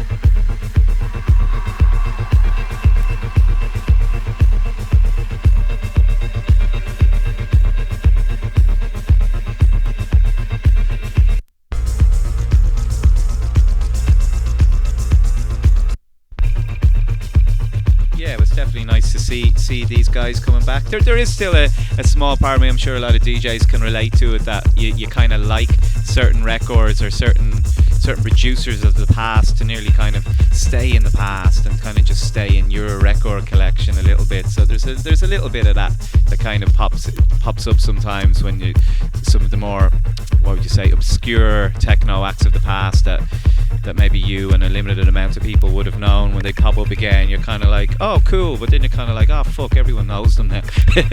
But Digital Poodle, Canadian techno act actually, who were definitely doing some good stuff back then, but didn't seem to maybe put out as many records as they could have, that would have really cemented something maybe bigger for them, but who knows. The stuff they did put out though was great, and it's nice to see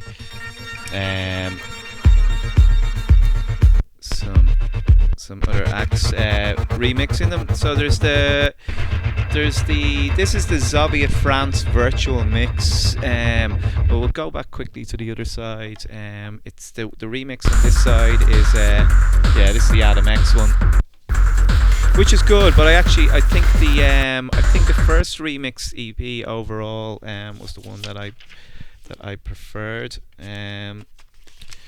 So let's see, we've got another Freddy Fresh one here, but let's go to this one, Mona, and this is by Nur Jaber, or Jaber. I'm not too sure how to say her name actually. I think it's Jaber, is it? Yeah.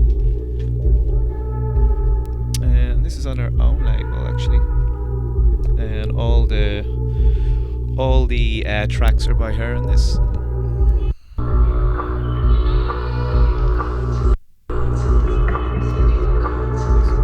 This actually is it.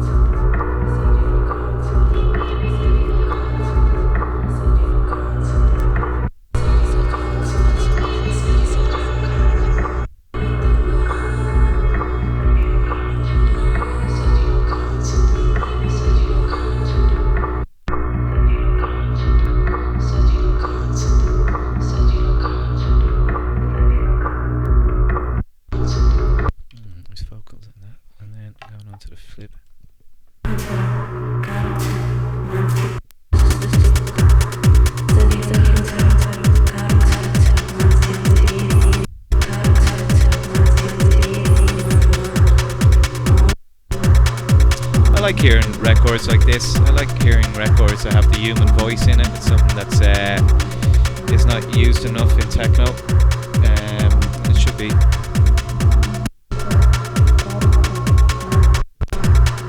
Yes. Interesting records.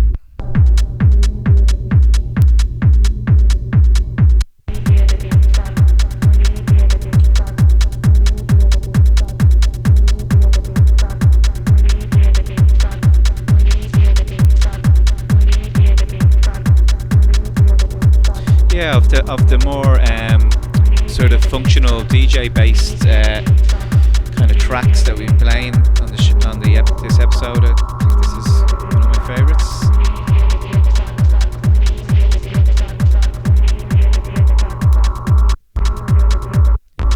Quite hypnotic.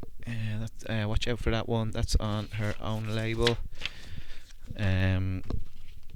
OSF. I'm not sure if that stands for something actually. Maybe it does. Should have done my homework on that. But yeah, that's the third release, which is just out by her. Oh shit! Sorry, this is the next one on Voitax.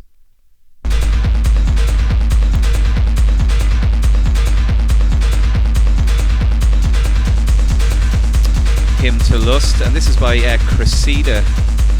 That's how I say it. This is his first release actually. A bad start at all. Grindier one here.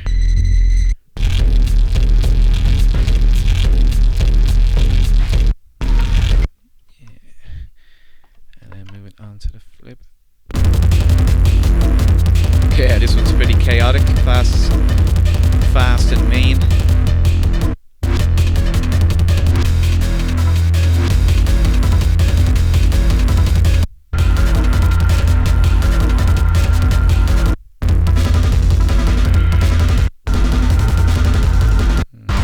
Lots of rhythms going on there.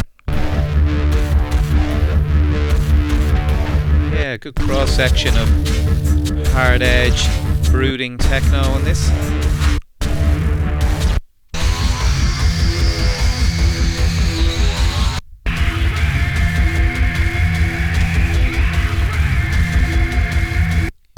Yeah, almost with a little bit of a metal kind of edge to it.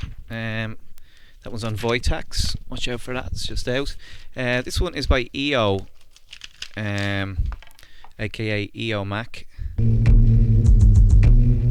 And that's this is on the Vanta series. Actually, now that I think of it, is that one that I played earlier by Alex Cortex? Is that on Vanta series? No, maybe it's not. Maybe that was on the label that I said it was on. But this one is by EO Mac. And I think these are tracks, or maybe this is the one that Nico was sitting on for a long time. Maybe he was originally destined to come out and Kill, I'm not sure. But yeah, typical warped sounding EO Mac gear. And then onto the flip.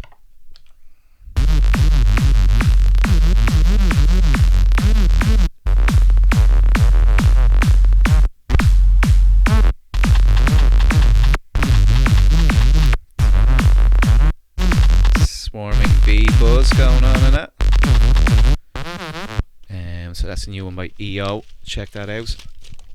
What else have we got here? Here is another one by. Is this one by Umveld? No, it's on New Flesh, but it's by a person called Bipolar Boy. And all these tracks were made between 1993 and 2016, so they're made over various points. This one's on New Flesh, as I said.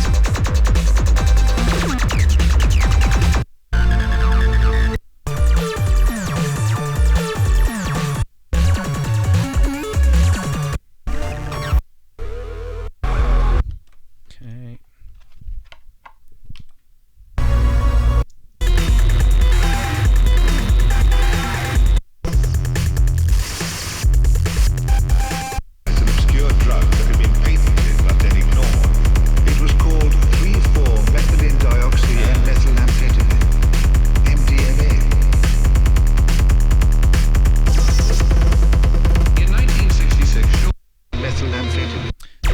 was on the old. Who else sampled that? Was that Warren that sampled that, Tim? Remember that old kind of Dublin ravey thing? Remember that one?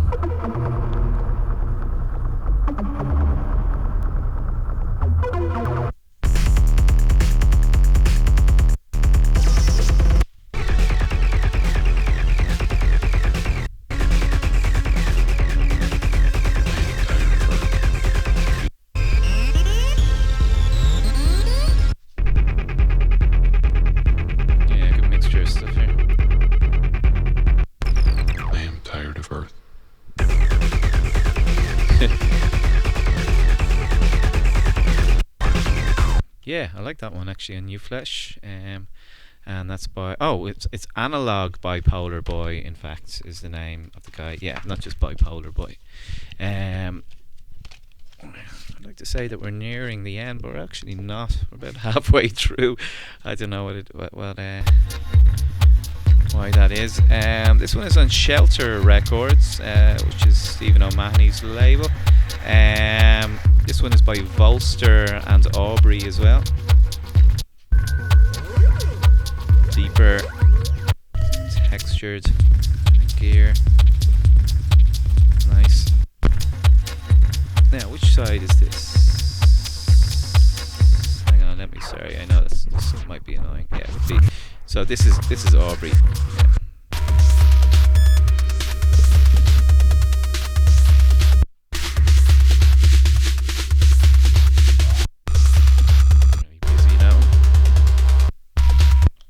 Mixture of tracks there, and this one is by Volster.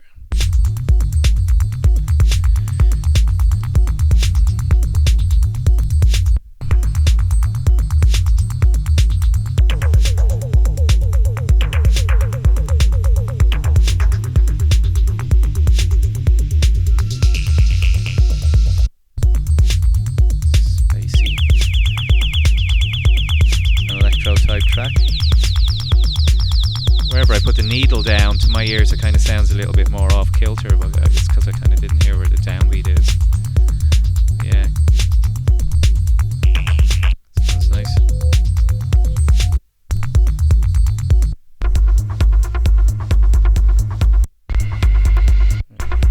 Techno you want to close it off, yeah. Smart 4 tracker there on Shelter Records.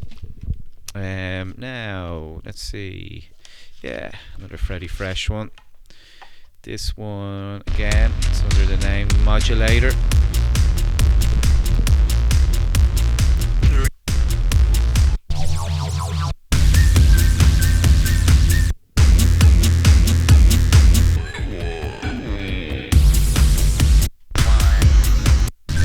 Now, what's this on? Is it on Toolbox? It's just on Toolbox Records, or is it on Analogue? Oh yeah, Analogue 42. Oh yeah, so it is Analogue. Yeah, right, okay.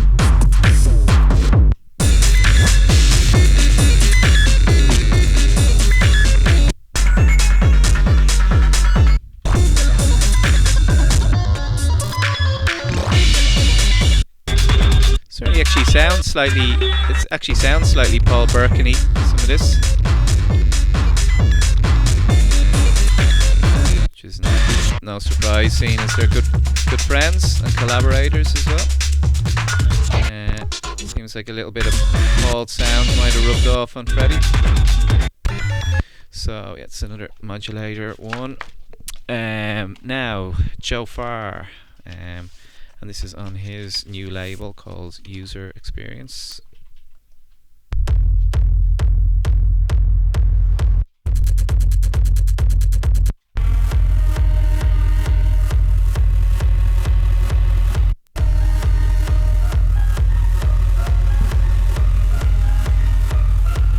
Serious amount of stuff, actually. Made so many records in the last 4 years, I guess, 4 or 5 years. Started out on Turbo, but then going on to lots of others. But this is his first label of his own. Well, actually, no, he's done the Onset stuff as well, but that's with a couple of other fellows. But this one is completely his own.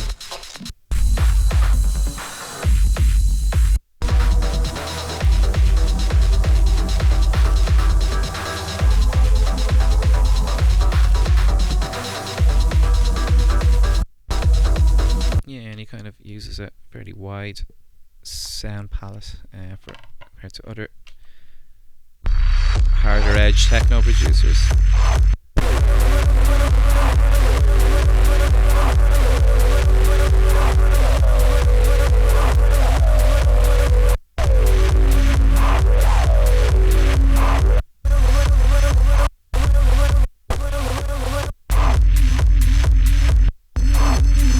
A fairly pumping one there from Joe. Really good opening offering on his label. Let's go to this one by Tin Man, I think. And this is, what label is this on? I'm not sure actually. Just check that. GA14 Global Records. Global A Records even.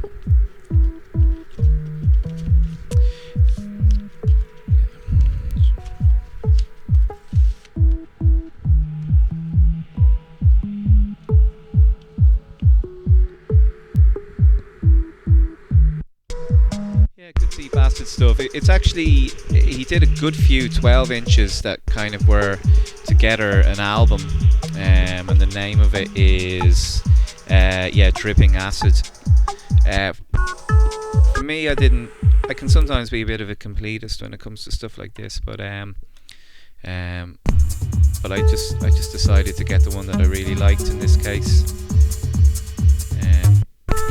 Nice deep acid. I kind of felt it was. I didn't need all of the 12s. I think it was the inside one here.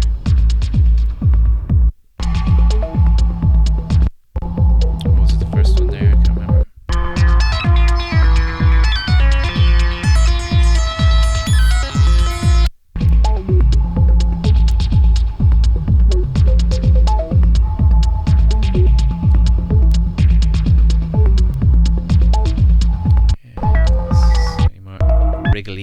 Wriggling acid sequence there. That one's by Tin Man. This one is on Rave or Die. This one's by me. Kind of like a Hoovery techno yoke.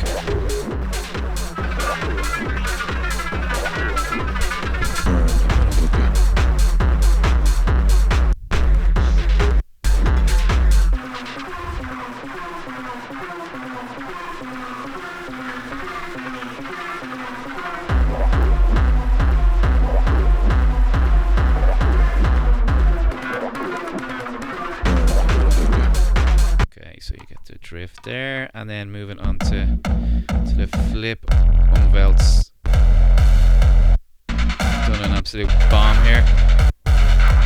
Actually, I remember the first time I played this out, I had to kind of watch the levels because I think it was close to popping the sound system. Really loud,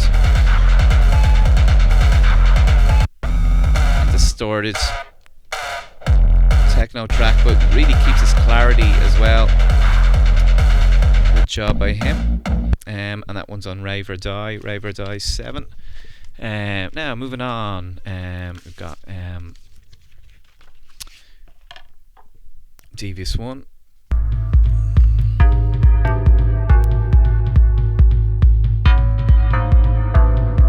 His label Hush. 20th release actually.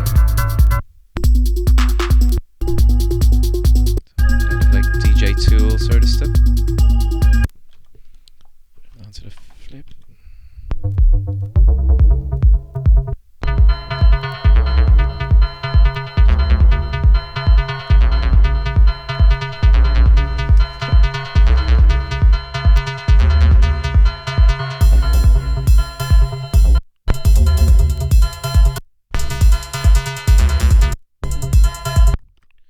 So a little bit of a mixture so far. On to the next.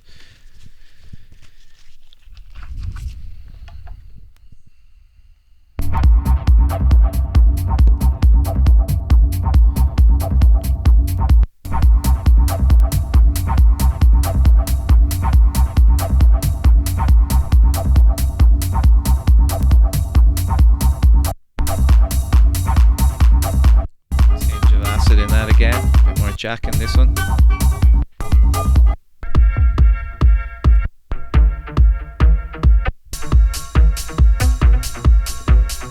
Sequencer.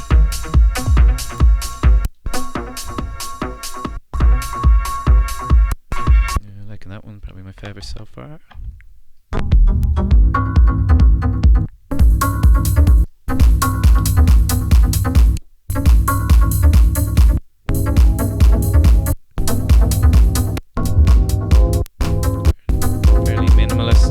Thing I like about some of Zach's own productions is there's not always loads in them, but he works all the elements really, really well.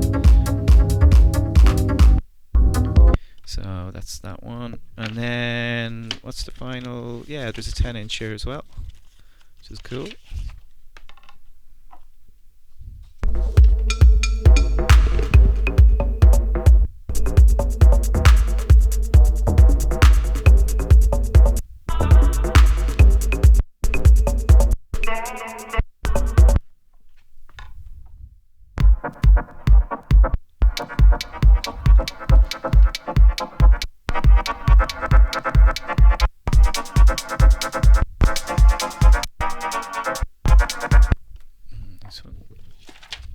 So that one is that one's on Hush. It's by Devious One. So yeah, 2 12s and a 10 on that. Oh, yeah. So moving on now. What was I gonna play there? Oh yeah, this one is on a label called. What is the label actually? Natural something or other.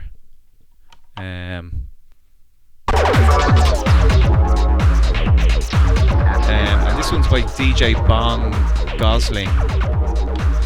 I should know the name of the label actually, because I was after a couple of these ones.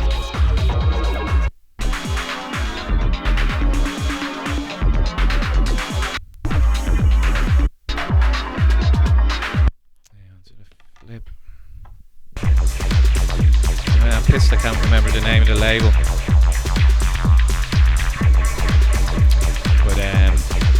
Yeah, DJ Bong Gosling is the name of the producer here.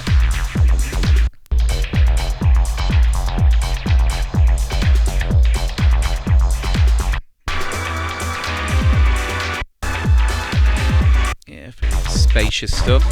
I'll probably play it up to around there, I reckon.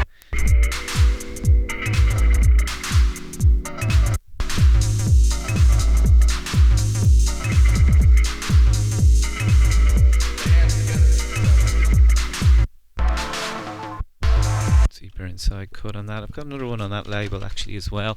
I'll go to Endlec now. This is a double pack by him on Mord. As you'd expect, it's very fierce stuff.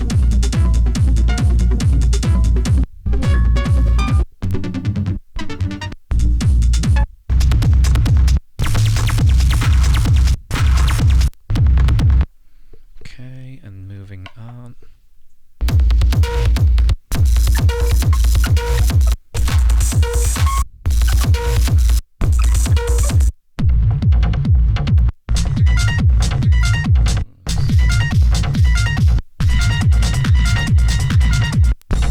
Yeah, he's a bit of an animal, Endlec actually. He's making a lot of stuff. A lot of really powerful techno at the moment.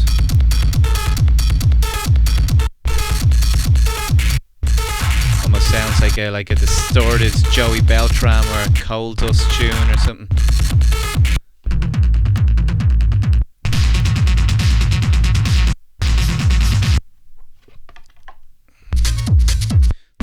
All of these are going straight for the jugular, as you would expect.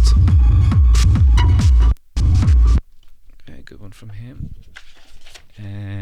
Now, another one by Markus Suckut, and this one is also on Exile, which we... The hypothesis of God is needed for the creation.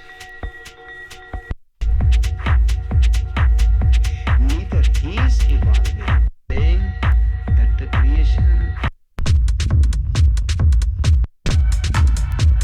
And this is double pack that he's done called Resist,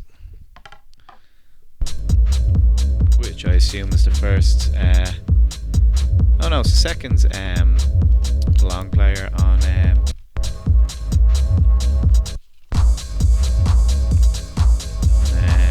Exile. Yeah, all kind of DJ friendly stuff. And then moving it on to the other.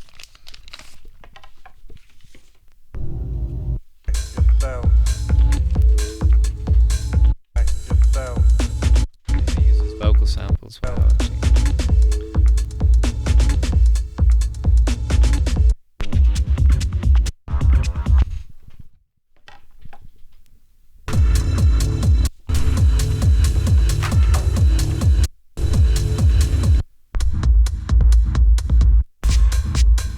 All fairly functional stuff, but another good collection of tracks by Markus. Now, what was that? There's something else. Oh yeah, here's another one on that Natural, whatever it is, label, which I should know what the name of it is, but don't remember.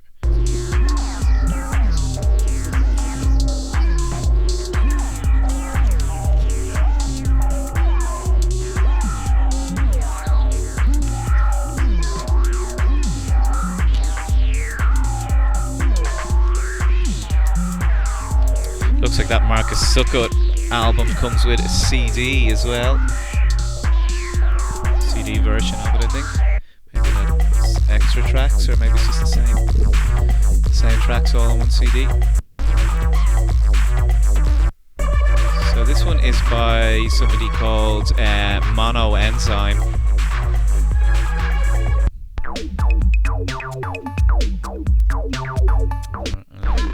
Electro business in this. And then on the flip.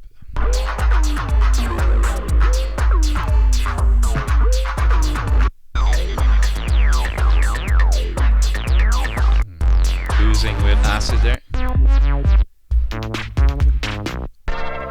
something more electro tinged than the last one I was playing on that label. Now here's something by. Oh no, I'll go straight to the other one on Janessa or Janessa. This one's by VSK.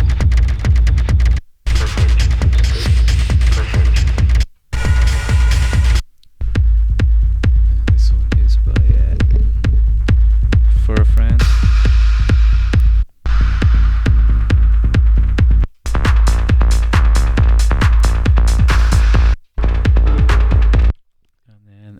Scala Mariah and this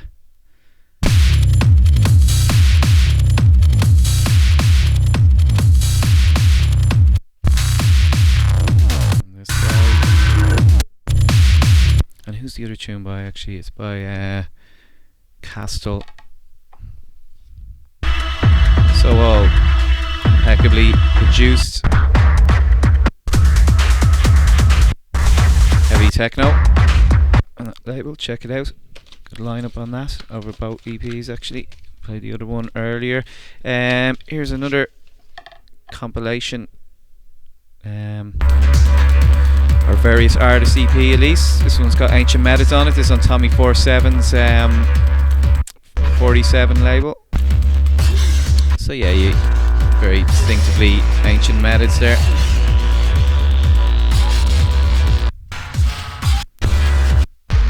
By Oak, who appeared on Downwards in the past. And then there's another one by VSK who we had in the last record as well. Oh, yeah.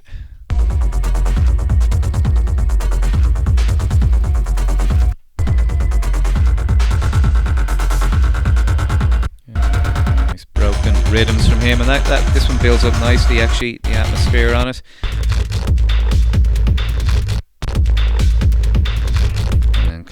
With a Tommy 47 cut, more broken beats on that. Overall, another strong EP on that label.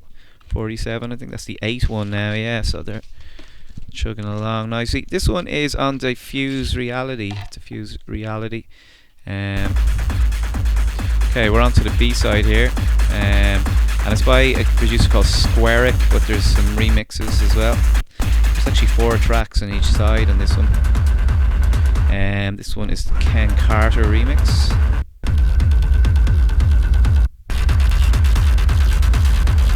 Yeah, kind of needling lead sound there. We're breaking back into it there. Martin Hare.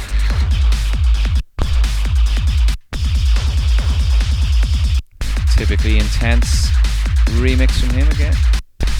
Good work. And this is followed by a Chris Moss Acid version.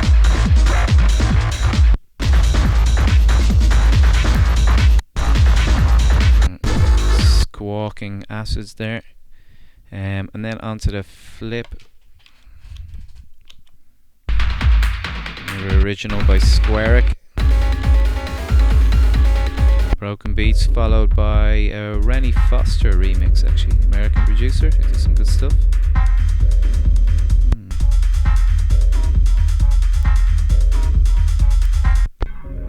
There's kind of bleeps in there. And then you've got the Drug Culture remix, which is possibly my favourite on this record. Some proper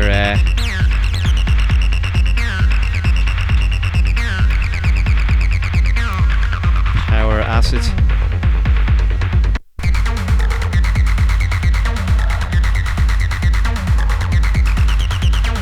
Need to work out actually who the other remix is by Max Durante as well, who has popped up already today.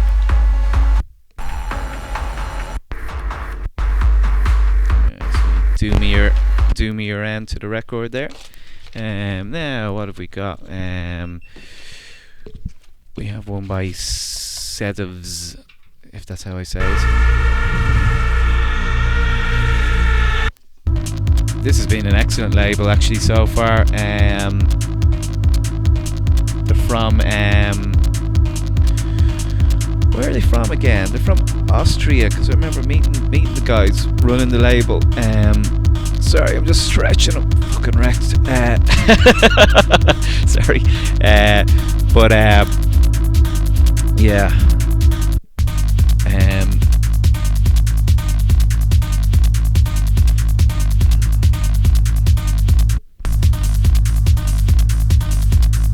This is on Bare Hands.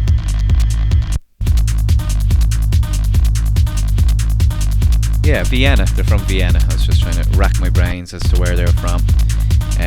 Really cool club there called Grail Pharrell, actually.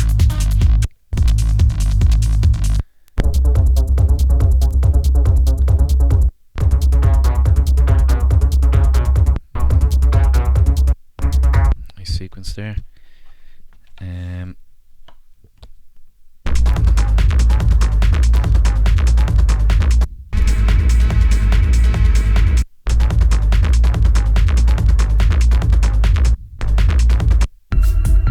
There was 2 of them making stuff together, but it seems like they do stuff separate to each other now. But try and track down some of these actually. They're to number 5, but there's a couple of the old, in fact all of them so far have been really good. There's one in particular, I forget which number it was, but yeah, bare hands. Do your homework on this one. It's a really, there's so much harder edge techno coming out at the moment. The last few years there's been a complete saturation actually, and it's probably reflected quite a lot in the selections that I play on this too. But yeah, I think Bare Hands, they're taking things kind of slow as well. They're not putting out too much stuff, but it's definitely a label whose releases will stand the test of time, I think.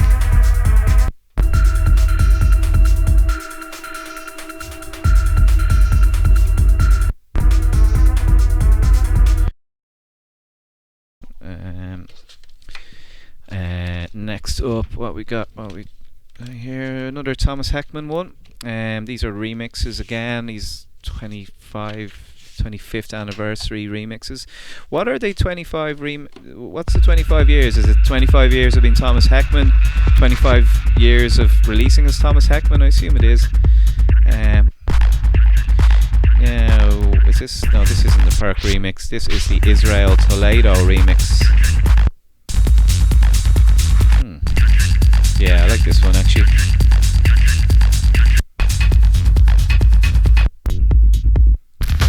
There's a Dave Tarita remix here as well.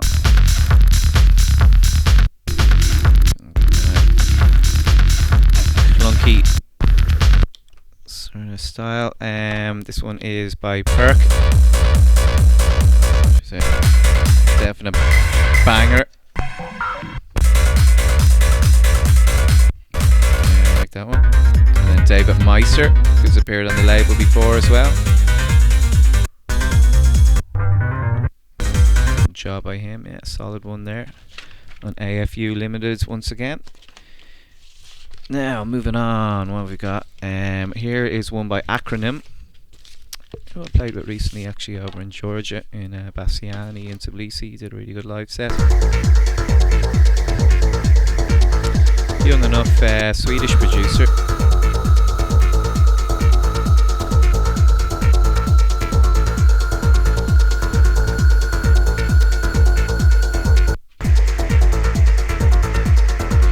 Yeah, very alive sounding.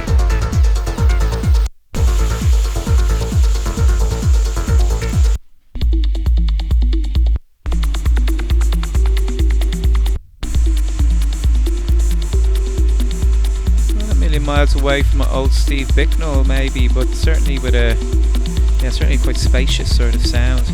The one thing that struck me about his live set there, it was very very real sound system music, you know, really not loads of elements, but the elements that are there were worked really well actually.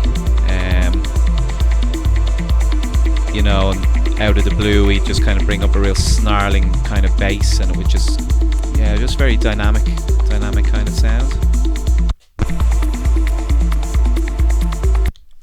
And onto the flip. What label is this on actually?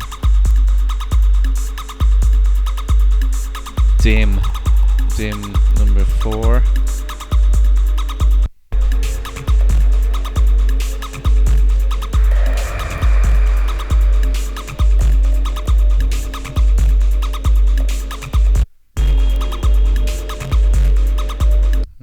Like a bird or something in there. Nice sound.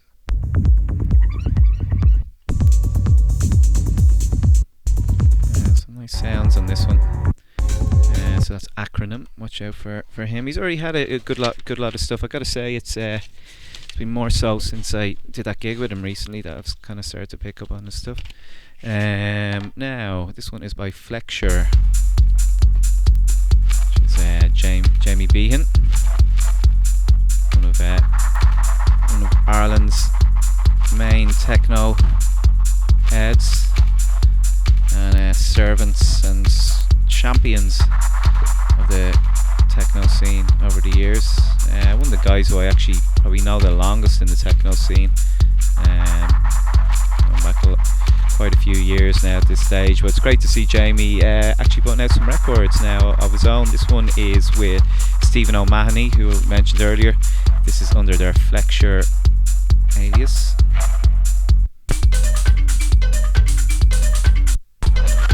Yeah, kind of quirky.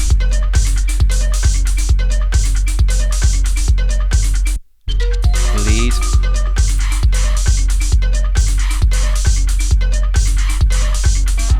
Yeah, you can really hear a mixture of influences on this. That's what I'm liking about it a lot actually. There's a familiarity to us, but it's still it's a new kind of sound here actually. Nice one.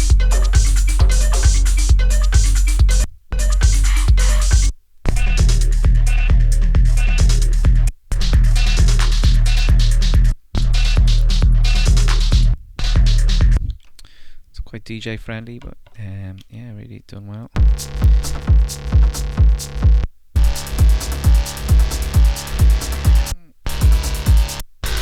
Darker, more analog sounding thing here.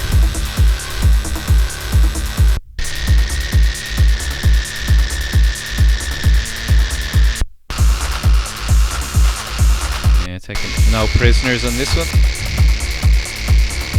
Top job by voted in here. And this one is on Bastardo Electrico. Yeah, four solid cuts there. Took a little while to come out. Actually, there was a bit of a pressing or distribution delay, but it's been out a little while now. Watch out for that. That is called the Shadow Puppets EP. Well, it's simply called Shadow Puppets actually, but yeah, let's see. This one is another Alex Cortex one.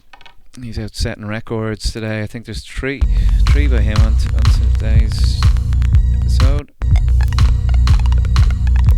Yeah, I'm trying to think the most records that people have been on. Yeah, some of those people. There's like multiple appearances on the show by certain producers.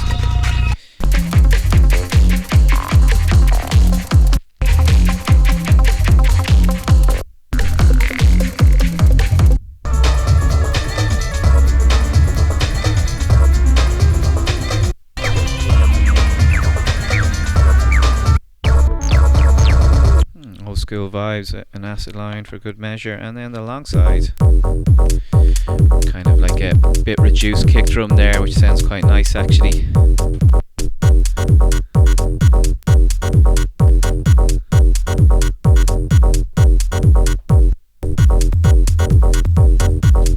Yeah, nice stuff.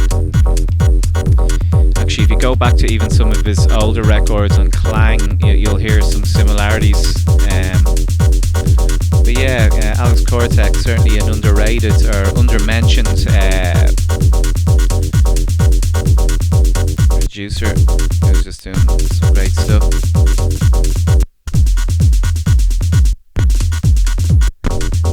And that's on a label called Range, I think. It just says Range, yeah. Range is the name of that label, I think. I don't know if it's his own one, it could well be. Now moving on, here is one by Ryan James Ford. Really like this guy's stuff actually.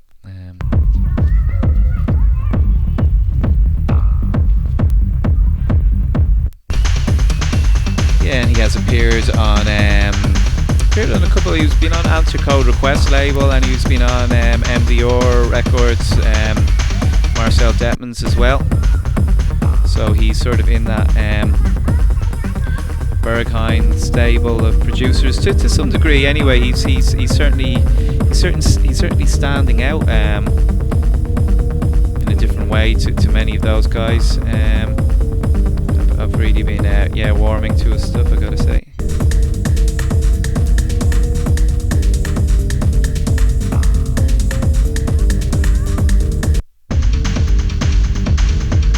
Definite influence coming from maybe early to mid 90s, for want of a better phrase, IDM or electronica.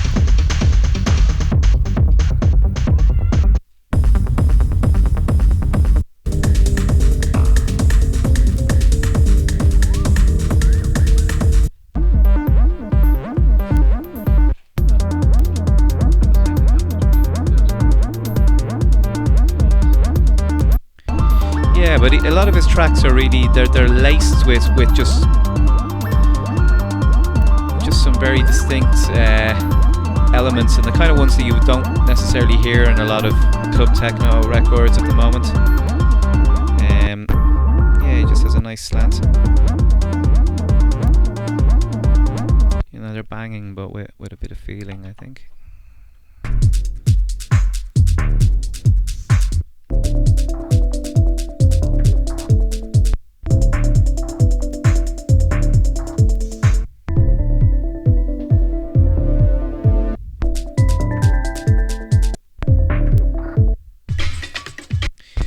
Now this label is called Shut, I think it's just called Shut. Yeah, this is Shut number 2. Oh shit, I think I missed number 1.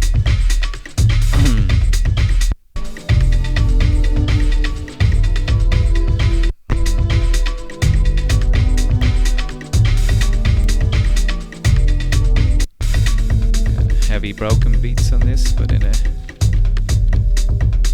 more swung in a way.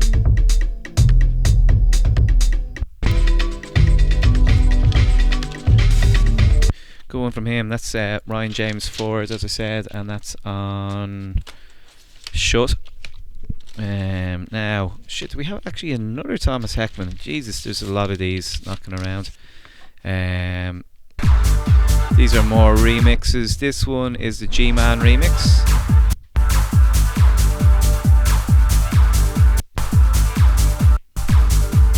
Isn't bad. And Shock. Is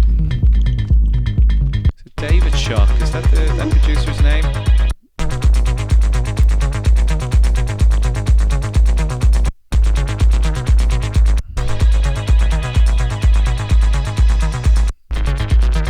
Retro sounding that. And then we've got a Cardinal remix.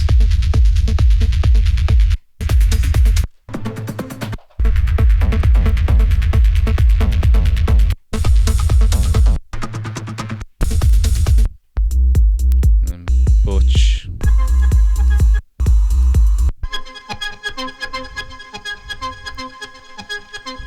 Reminds me of an trance thing on Frankfurt beat there actually. Anyway, yeah, it's okay. So that's another one on AFU Limited. It's part of Thomas Heckman's 25 years of being Thomas Heckman, the producer, series. Now, next up is Plants 43. This one is on Shipwreck. So, what we got?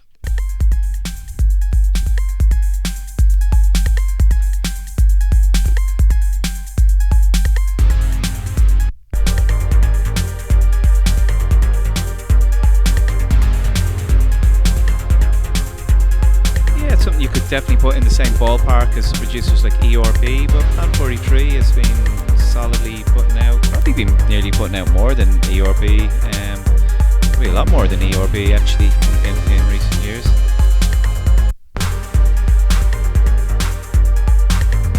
Yeah, definitely on the deeper, more melodic side of electro.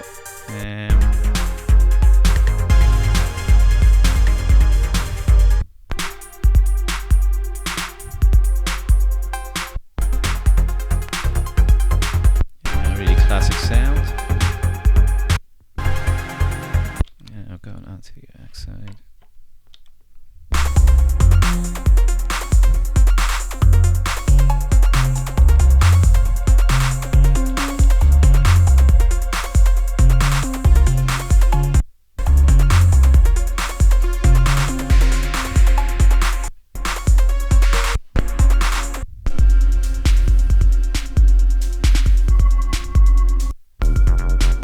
Tracks sound fairly similar, but they're a nice collection together.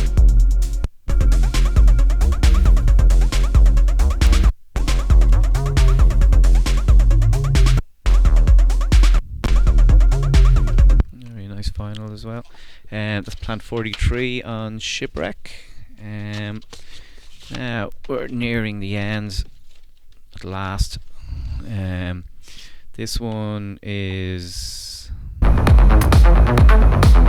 Oh, this one's by Dave Tarita actually. This is on Tripolium.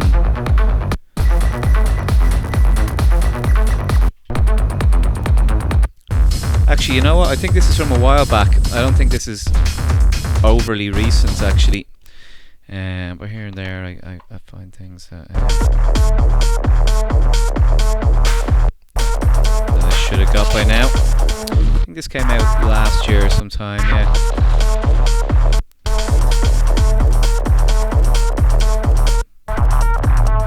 Some fairly raucous sounding stuff.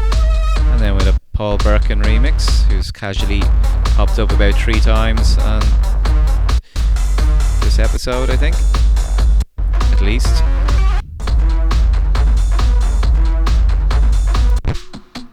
Yeah, some typically rockin' stuff from him. Now moving on, EOMac. I haven't opened this one yet. This is on his own label, isn't it? EO Tracks, I think, is the name of it, and this is called Temple of the Jaguar. There's actually a video accompanying this.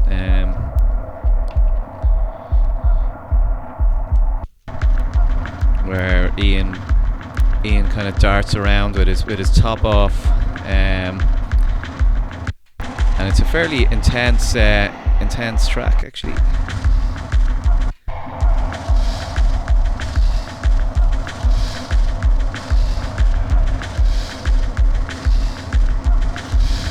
Hang on. Okay. I have a habit of doing that a lot now, is that I play something at 33 and it sounds fine, and then I speed it up to 45 and it's like, oh yeah.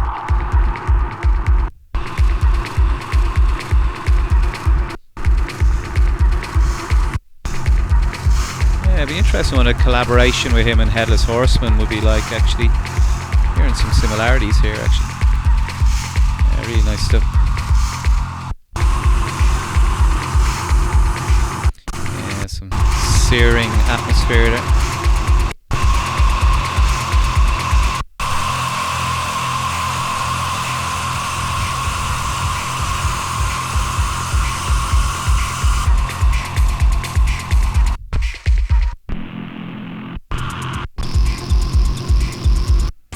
Temple of the Jaguar, that's a new one by EO Mac, and I think it's EO Tracks is the name of the label. I need to double check that. Yeah, hang on, sorry, I want to go back and show you the other side of it, not the music side, but the actual flip. It looks quite nice. So yeah, so it's just one track on that, but the vinyl and the packaging, yeah, it's really nice. This one is by Ford Foster. Is it not unknown to the unknown? No, he has done stuff on that, but oops. Let's see.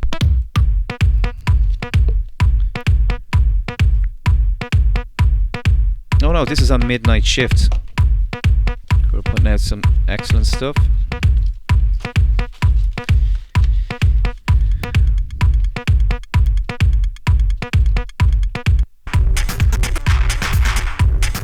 Yeah, I like Ford Foster stuff. They're kind of a concoction again of oh sorry, something got stuck there.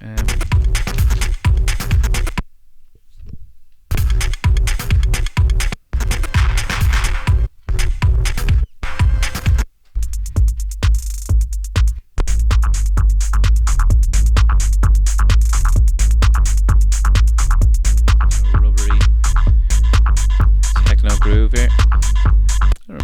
Reminds me a little bit of old Orlando Verne, actually. There was a phase he went through where he was doing stuff a little bit like this.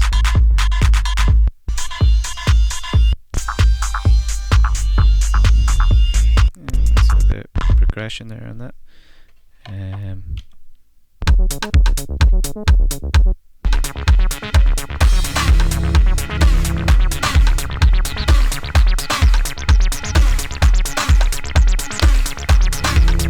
Good acid business there.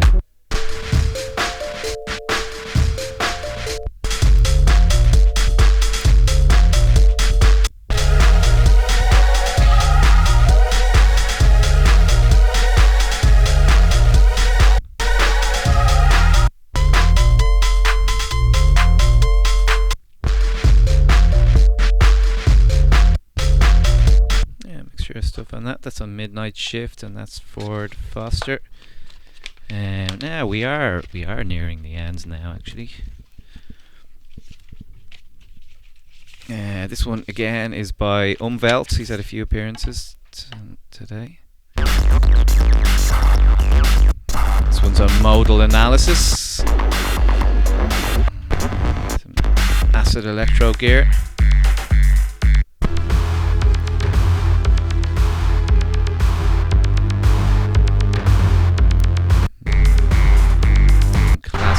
Epic Umwelt there. And now onto the flip.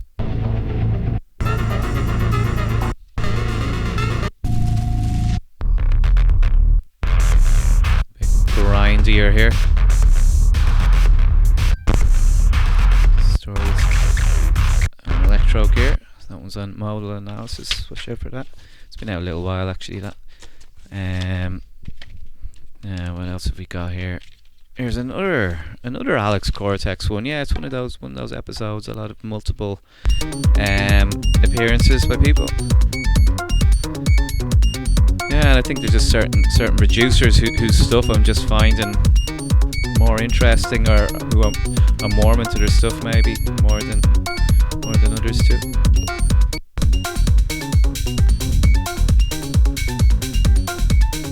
Yeah, nice one. I think that's on Barba Records actually, who do all really nice covers. Yeah, Barba.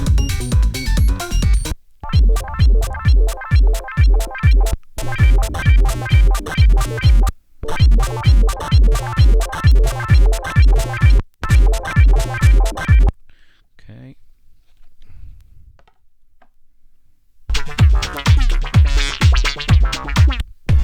Chunkier, slightly slower stuff here.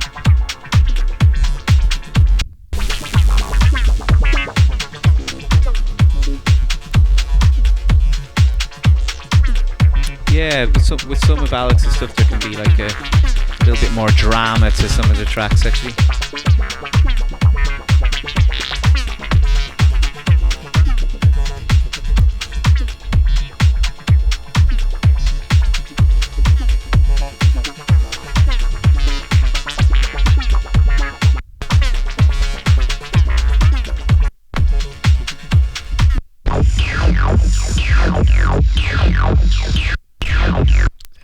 Submerged, that one.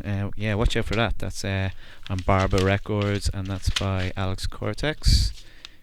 Now, next up, just got a few more actually. This one is on Arts. This is by Unbalance.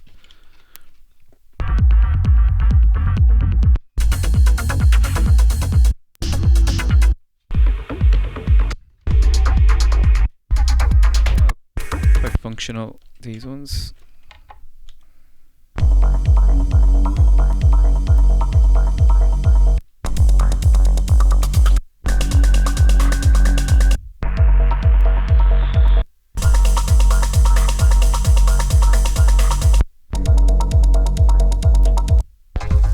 Yeah, all fairly kind of programmed sounding, but definitely have the good rich sound of each of them. A little bit different actually for Unbalance. Some of this stuff used to be a little bit more broken from what I remember. A little bit more straight ahead now. Kind of warm bass in there, that sounds good. So that one is on Arts. That one's by Unbalance, as I said. We're nearly at the end now. Where are we? This one's by Dyad. Okay. So this one is by Dyad, and it's on Tsunami, which is on Christian Bunch's label. Yeah, Dyad of the kind of more how to say, kind of European techno stuff that's around at the moment. They're doing really great stuff. Actually, I don't really want to be using that term, European techno. That used to be kind of overused and eventually had sort of bad connotations, really, because it became a very watered down sound. But yeah, of the current style of hard edge techno that's out, I think Dyad are one of the best.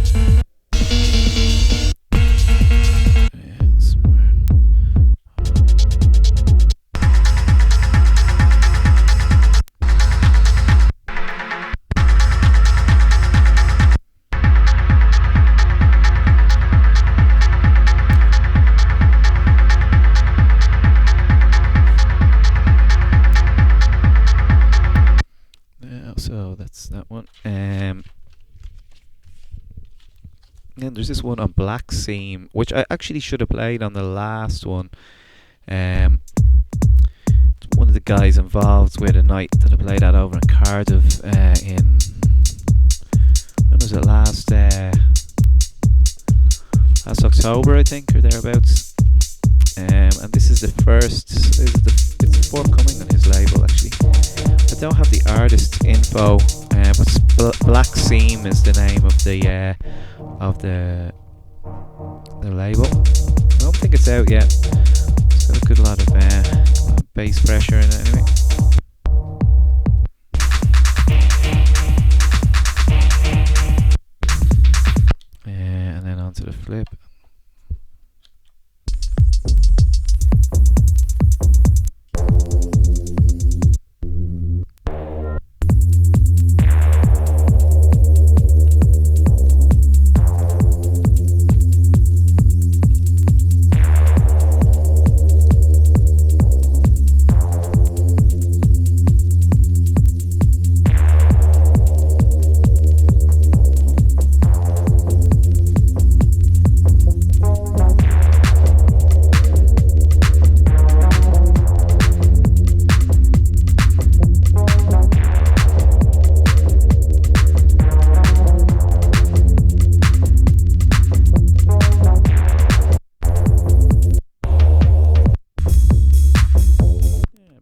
into that one. I like that. It's on Black Seam, as I said. This one is on Suburban Avenue. It's another one. We did play one earlier. This is by, I'm trying to get the pronunciation right. It's Asim Toti. Sorry guys, I know I'm making a balls out of saying your name, but I tried. I won't give up though, I'll get it right eventually. Go on this, bleepier one there.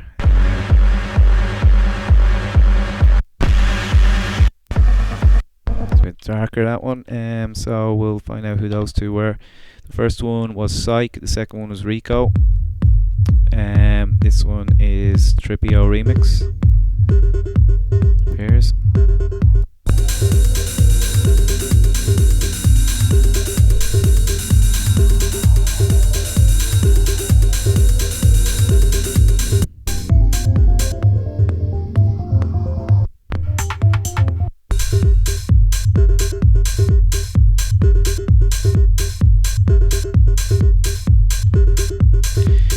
Kind of reminds me a little bit of the Luke Slater remix of Kanishi-ish, only a little bit, but which was an old one, and then kind of an electro rework here by 3 kilohertz or 3 kz. Nice way to close it out. Okay, so that's a slight Detroit tinge actually to a couple of tracks there as well on that side. Now moving on the ground. This is actually Mystical and another producer, I think, with him on Nyx Records.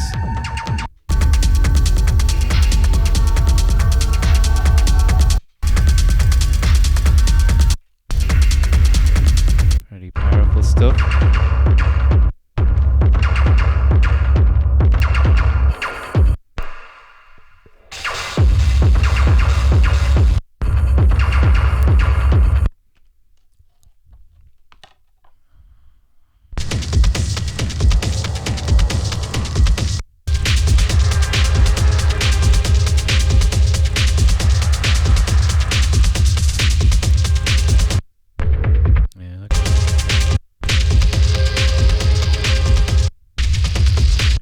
Mystical's doing really good stuff actually, but this hit is him and another dude's On the Ground is the name of what they go under, of their project. Okay, so that one's on Nyx, that's Nicz, that's how you spell that, who've been slowly but surely putting out some fairly solid ones. Actually there was a tune I was playing a few years back that samples that old True Fate house track that Jeff Mills made, but a lot of people wondered what it was, but it was it's a Take Me Away one, isn't it? But anyway, that was Mystical is the person who did that version.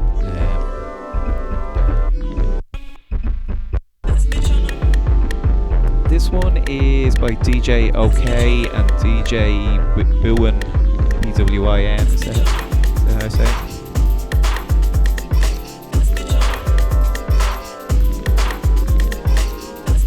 Yeah, some breaky vibes. A couple of similar things to this on the show so far on this episode, but there's a little bit of added bass here on this.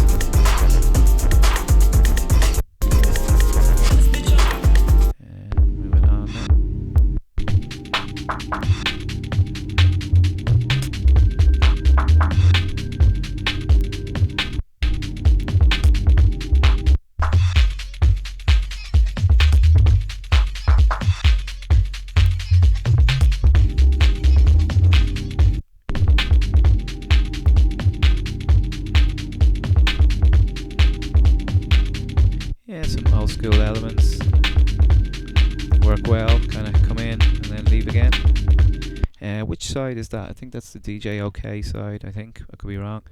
And then onto the flip. And yeah, this is on Dara Carlin's label, First Second. Based out of Dublin. small city in Dublin. Yeah, and Dara was running the label as a digital label in its early days, but recently joined up with the Lobster Theremin crew and is a fully fledged vinyl label, putting out some good stuff.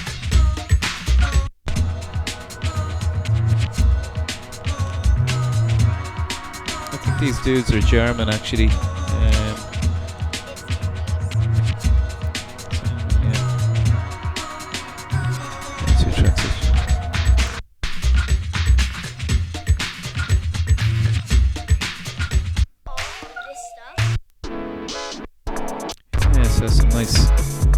Tricky rhythms, and that's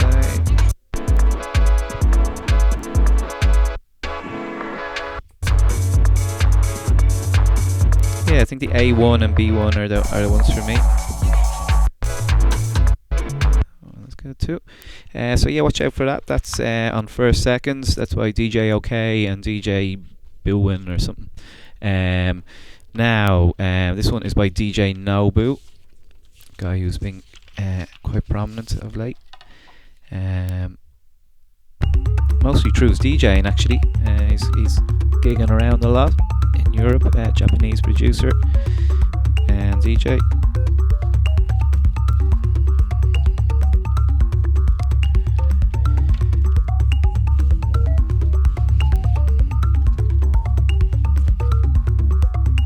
So that's the original by him.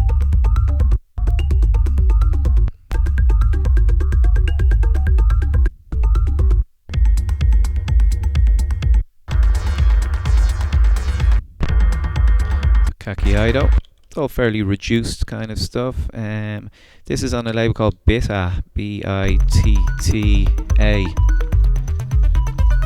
So it seems anyway, yeah, Bitta, unless that's short for something else, but yeah. Yeah, no, that's the name, I think. So yeah, like I said, fairly kind of Baer, hypnotic, bleepy stuff. This is the Iori remix, which has a nice hi-hat there.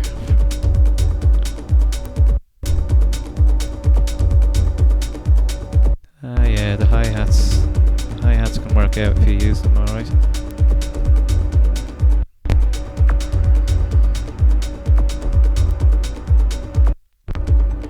So that's DJ Nobu, so a couple of originals by him and then the remixes. So we are nearing the end now.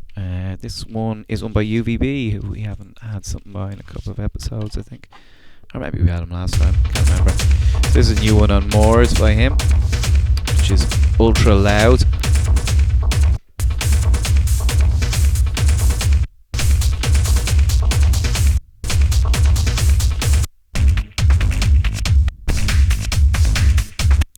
So they're all kind of like rhythm tools, really. There's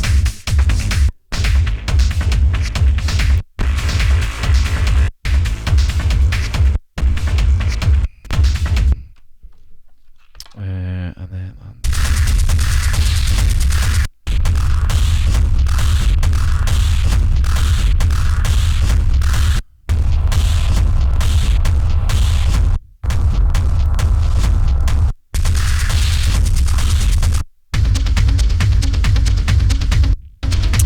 yeah, not his most colourful record, I would have to say. But out of the 5 tracks, I'd say this is the one.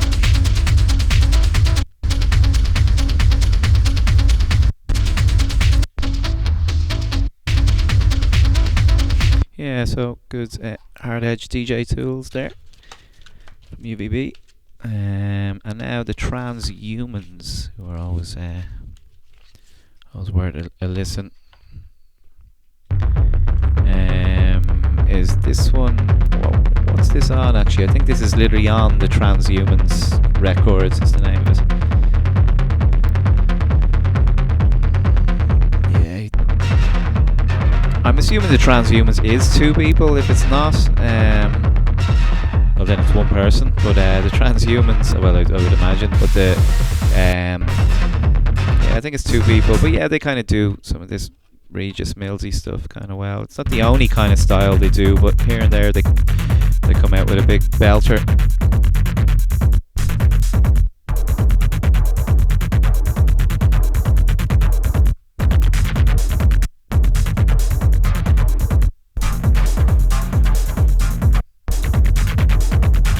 Okay, and then where are we now?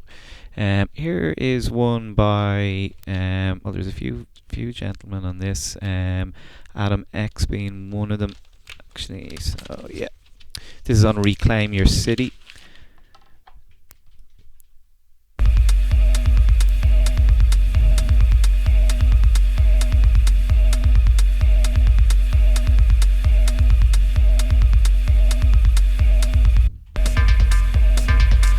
Yeah, this is by Adam X, I think, and it's called Phobic, and it comes with the kind of, it points out to us here that it was recorded in 2004.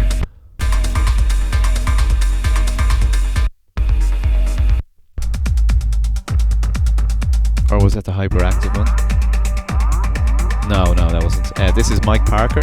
So the first one was Adam X, followed by Mike Parker. A bit different for him, actually.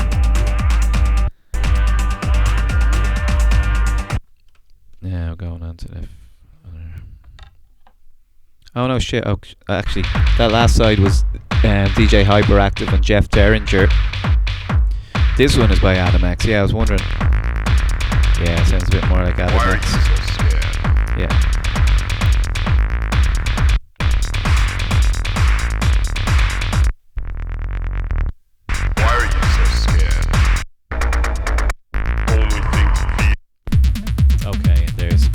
Of course, being Mike Parker.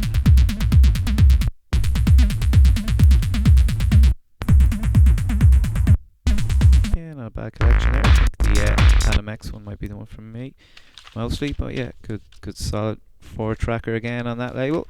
Now, this is actually one, and I want to here and there play records that people give to me that I like. Obviously I could go playing stuff that I got on Discogs, but I'm not going to do that. But in cases where people are kind enough to give me records, that could be old records, but are still ones that I play. This one is by Faceless Mind, who is, I think it's Luke Eargoggle and another chap. I think, and they've appeared on Lunar Disco, actually, Dublin label as well. Endless message.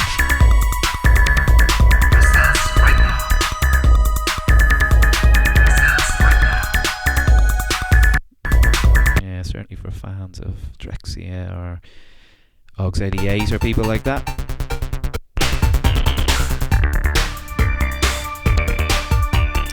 And this is on a label called Coppolos. Is this Coppolos? And this came out maybe 10 years ago actually. But I was playing in a club in France recently in Clermont-Ferrand. At Club 101, and the resident DJ Boris, and also I forget the gentleman's name who runs the club there too, but they're big time electro heads, and this was a label they were running who had a few releases out. This would be by Faceless Mind, and it's nice playing in a club as well where you can see even all the posters that are up behind the DJ box, where you kind of see the history of the guests and kind of see what the people are really about, and they were true electro heads running that club, but who play their fair share of techno as well. This one's by Faceless Mind, and then finally, we're just about here. This one is on Omnidisc, and it's by a producer called Shock. Now, I'm assuming it could be the guy David Shock, who's an American producer who I remember at one point was kind of doing stuff with Tony Rohr.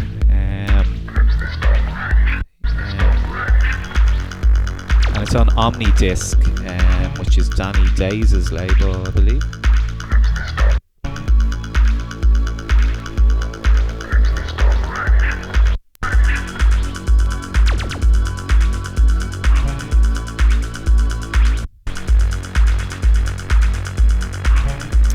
Fuck, I'm I'm actually sorry, excuse my language. I'm after remembering a record that I meant to play, but it's cool because it wasn't a finished copy. It was a test pressing, and I know that the record that they'll release will have a really nice cover on it. So I'll make sure to play it next time. There's no point me mentioning it now, but yeah, it happens every time without fail. There's just some records that just slip through the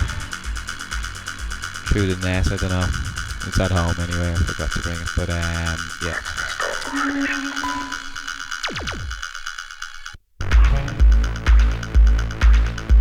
Right, moving on. Oh yeah, sorry, this is another one on that.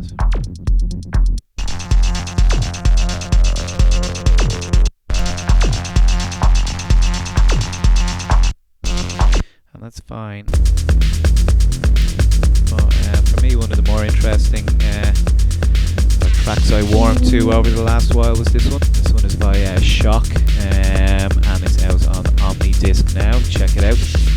Thanks to everyone who braved it through the, I don't know, how long has this one been? 3 hours? Yeah, back to where it should be, 3 hours. We'll go for 4 or 5 next time, maybe. You know, they're meant to be getting shorter. I thought we were making them shorter, but yeah, it's back to 3 again. But anyway, yeah, thanks for, and also thanks to people that gave me records, and thanks to everyone who's putting out records, because it's a saturated market now. Sales, I don't think, despite what people are telling you, in underground techno and electro, I don't think they're going up. I think they're going down. So yeah, it's a brave time to be putting your money into this. So yeah, thanks to everyone who's putting out records and who gave me records for this. And until next time.